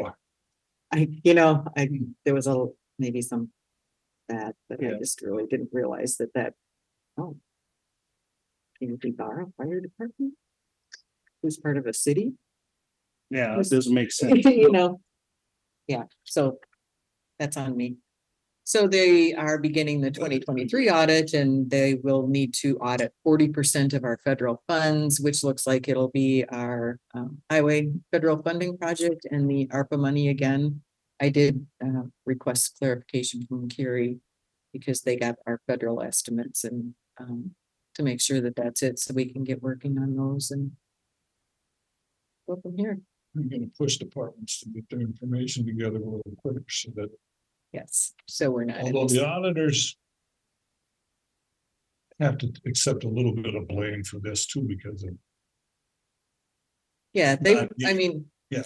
They were also pulled into, they did the statewide single audit, so. There would be weeks when I wouldn't hear from them and they'd need something and. But having it done earlier would be better, so we'll work to that. Mhm.